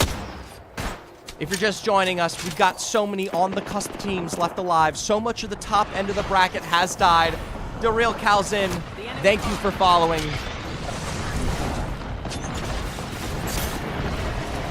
Save your follows for the end. Texas White here, one of the first teams to work their way into this building. Now holding on for dear life. Buffalo eliminated. That's your 10th place roster. Georgia Tech Gold facing their end. That's your 15th place before this game. Texas White holding on in 14th overall. Illinois State 17th with a nade coming their way. They'll dodge out on the damage as we break into our top 6. Indiana playing the outskirts. Very, very edge here. MST just alone. Utah State's gold. Hold your follows. Hold your follows. Illinois State Redbirds barring the edge of bubbles here. Hawaii, this is a real threat. Missouri finds wipes. Missouri finds the end of Indiana. That's your 12th place. Texas now wipe or move into Illinois State. A nade will hold them back for now, but it's a knock on the judge. A massive blast will push them back into their building. And if you're Illinois State, you either commit for the revive or you commit for the full send. There's that power amp that will play for victory here. Texas White taking their time. Illinois might have got themselves back up. Missouri on the outskirts alongside Amir from Utah State on the edge. Both of them bottom 10. In fact, every one of these rosters are in the bottom 10 except for Hawaii. Illinois State, White didn't capitalize when they needed it most. The Longhorns become slaughter. Steaks on the platter. The Birds find a beam when they need it most. The Redbirds could do it from 17th to the top 10 here. Hawaii have now lost out on their members. That's the height of this lobby. It's a push from Utah. Meanwhile, Missouri State in their own piece of success here. Cole hanging on for dear life. It's going to be a bottom 10 photo finish. Hawaii's looking to try to reset here as this zone closes in. Illinois in the north. Utah playing the water down below. Missouri with height in their own. Missouri's in 19th, by the way, with 6 before this game. Every piece of KP. Utah State Goats, they have a much easier time. 13th overall. This could be already a win for them. Still, Missouri with the beams. Wipes from Illinois State against Hawaii in their shared position. One final remaining member, and Hawaii is wiped out by Illinois. That's 7 points of placement for Illinois, and so much KP for Illinois State Redbirds. I'm pretty sure they've done it. MST will move in to finish off the KP where it counts, but they'll face knocks of their own. Missouri can't possibly be going out here, but instead it's Iowa. Utah State, they've got numbers, but Iowa have pushed themselves to the top 10. A revive might not come through. It's a win for Utah State Goats, but I'm pretty sure the Redbirds just qualified. All right, folks, here we go. With one final scoreboard to check, let's take a look at who's eliminated and who's on their way to lower round 3. One quick refresh, and in a massive, historic jump, in a moment of pure illumination, the Redbirds take flight with a 21-point game. They surpass, usurp, and are the final open level roster, the last open team to stay in the Octane playoffs. I don't know if they'll be able to do it in lower round 3, but shit, it is a hell of a dub. Utah State Goats, they also jump from 13th to 7th with their dub. Everyone else, we just see a slaw of slight shifts. Purdue Black and Kaiser Navy, they were one of the higher rosters. They barely hang on. Here's the difference maker that matters most. For those of you that are Arkansas State fans, Arkansas State walks out of that game with 0 points. Kaiser walks out with 5. Had Arkansas even just fought one team, had even just survived a little bit longer, we would be saying hello to 2 open level rosters. They played perfection. Rose, Jack the Ripper, Rise have been so good all semester long, but they initialize our first of the 10 teams that will have to see us in 2026. Alongside them, we say goodbye to Buffalo from Contenders, Indiana University from Contenders, the Charlotte Niners from Open, Texas White from Premier League, Missouri SNT. What a long run from them. 15 points wasn't enough. Contenders, Georgia Tech Gold here from Contenders. Sac State Green, sadly, as a duo. Might have been able to do it. Contenders, Davenport Contenders, and Abilene Christian University from Open. I think I got one of those rosters wrong. It was Open Charlotte Niners, Open Abilene. Congratulations to our top 10. Hawaii finishes the day with 74. RIT 72, Gamerhawks Navy with 55. There are 3 premier teams that lead. UCF Knights from Contenders. Iowa State Farmers from Premier League have a much, much better day today. They join alongside their sister roster just below them, Iowa State Red, one of the few teams to maintain both rosters into our final moments here. Utah State Goats from Contenders, Illinois State Redbirds from Open, Purdue Black from Premier League, and Kaiser Navy from Open, or from Contenders. It has been a monumental finish here. These 10 teams now will move on to lower round 3. So let's take a look at our final performances of the uppers here. Garnet, Contenders. Augusta Premier, Chopped, Contenders. Fullerton Blue, Premier. Oklahoma, Contenders. Florida, Premier. UC Irvine, Contenders. Texas A&M White, Contenders. Texas Orange, Premier. West Virginia Wesleyan Kaiju, in the nick of time, in Premier, make their way forward to join our semifinals rosters. Congratulations to them. They mark the next 10 teams to join our already 20 committed to semifinals A and B. Sadly, for these teams in the top 10, they will now meet up against a hungry and absolutely aggressive IU Pennsylvania Crimson from Premier League, Houston Red, the Cougars from Premier League, the Guelph Griffins with the man Future Streams himself from Contenders, UT Tyler from Premier League, Georgia Tech Navy from Premier League, UCSD Gold from Premier League, Full Sail Armada from Premier League, but CSUDH from Contenders, Penn State Blue from Contenders, and yes, Texas A&M Maroon, who had to play as a duo today, from Premier League. That will be tomorrow at 3 p.m. Eastern. If you want to see this this bottom 11 fight this top 10 right here, that is tomorrow at 3 p.m. Eastern, 2 p.m. Central Time, or noon Pacific Standard Time. Yo, Zephyr, really glad to see how much your stream's grown the last few years. It's because of y'all. It is an absolute pleasure constantly getting to showcase the best of the best when it comes to Collegiate, and I hope to do it in every strive forward, whether it be Pro League, Challenger Circuit, Battlefield 6, who gives a damn? I'm made and bred to cast, and this is what I love doing most here. I give a little glaze to Texas A&M. Show cat before you end.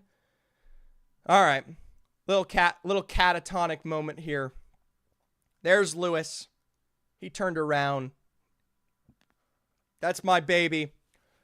New baby, and you can see him just breathing there. He's about to get fed. He's a cutie. And he is going to join us tomorrow. All right. He's going to join us tomorrow for our lower round 3. I want to thank you guys all for tuning in today. Fishy, DeReal, Kane's in. Thank you so much for following, by the way, while I was in the middle of that. I did want to highlight those games as much as possible, but I do appreciate those follows.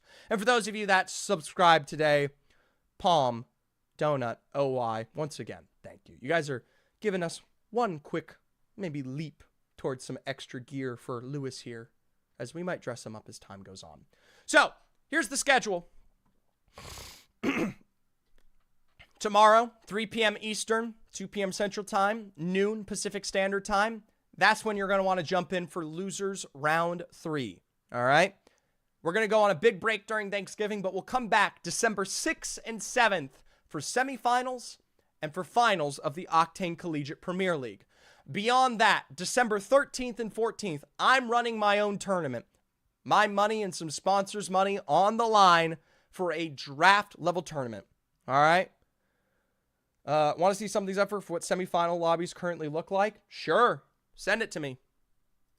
We might look at this real quick before we sign off. For those of you, by the way, find me someone to raid before we go. I know it's not a lot, but find me someone to raid. When's the draft for that tourney? It is looking like the draft, the captain's draft for my player draft tournament, will be on December 3rd after scrims. Okay? So if you're interested in seeing, possibly, if you're a player, who's your captain, or more importantly, if you just want to see some more collegiate action, of course, it will be that next game. All right, so. All right. Let's see. DM'd. All right, we got a little DM here before we sign off from OY. Let's open this up. Open link. Hold off. No Lewis. All right. There you go. Oh, my apologies. I moved it to the wrong link. Here is the suspected current semifinals lobby standings here. Here we go. Bellevue, KSU Gold, Ottawa Braves, Fisher, KSU Black. Oh, wow. You got KSU versus KSU. Insane.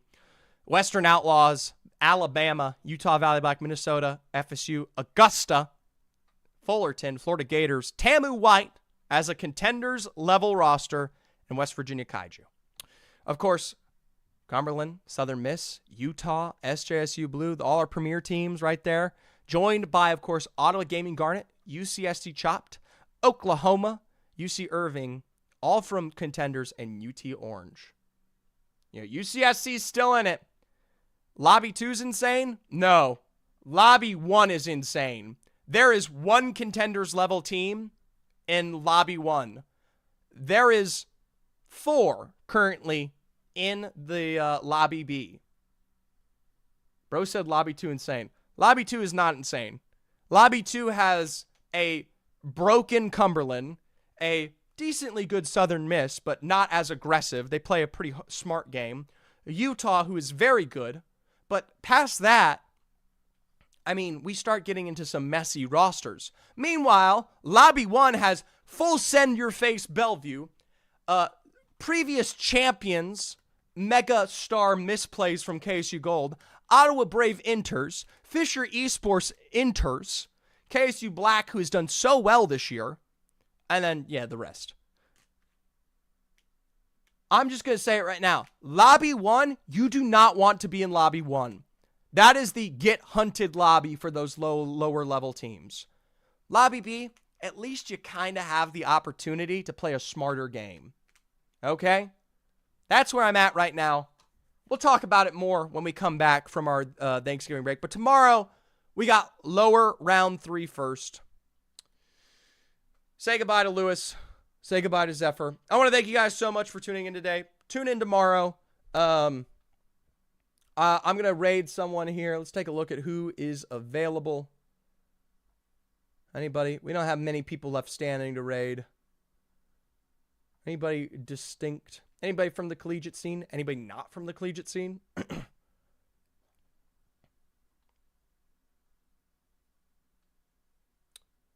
All right. I have someone to raid. I'm going to be doing a charity tournament with this person on December 14th. I'll be casting his charity tournament. His name is Braden. Sorry. It is Braden Michael. And so we're going to give him some love. His stream is just about to start here. But I'll be doing a charity tournament with him. So you'll have to tune in for that as we make our way towards the holiday season. As for the rest of you, thank you guys so much for tuning in. I will see you tomorrow.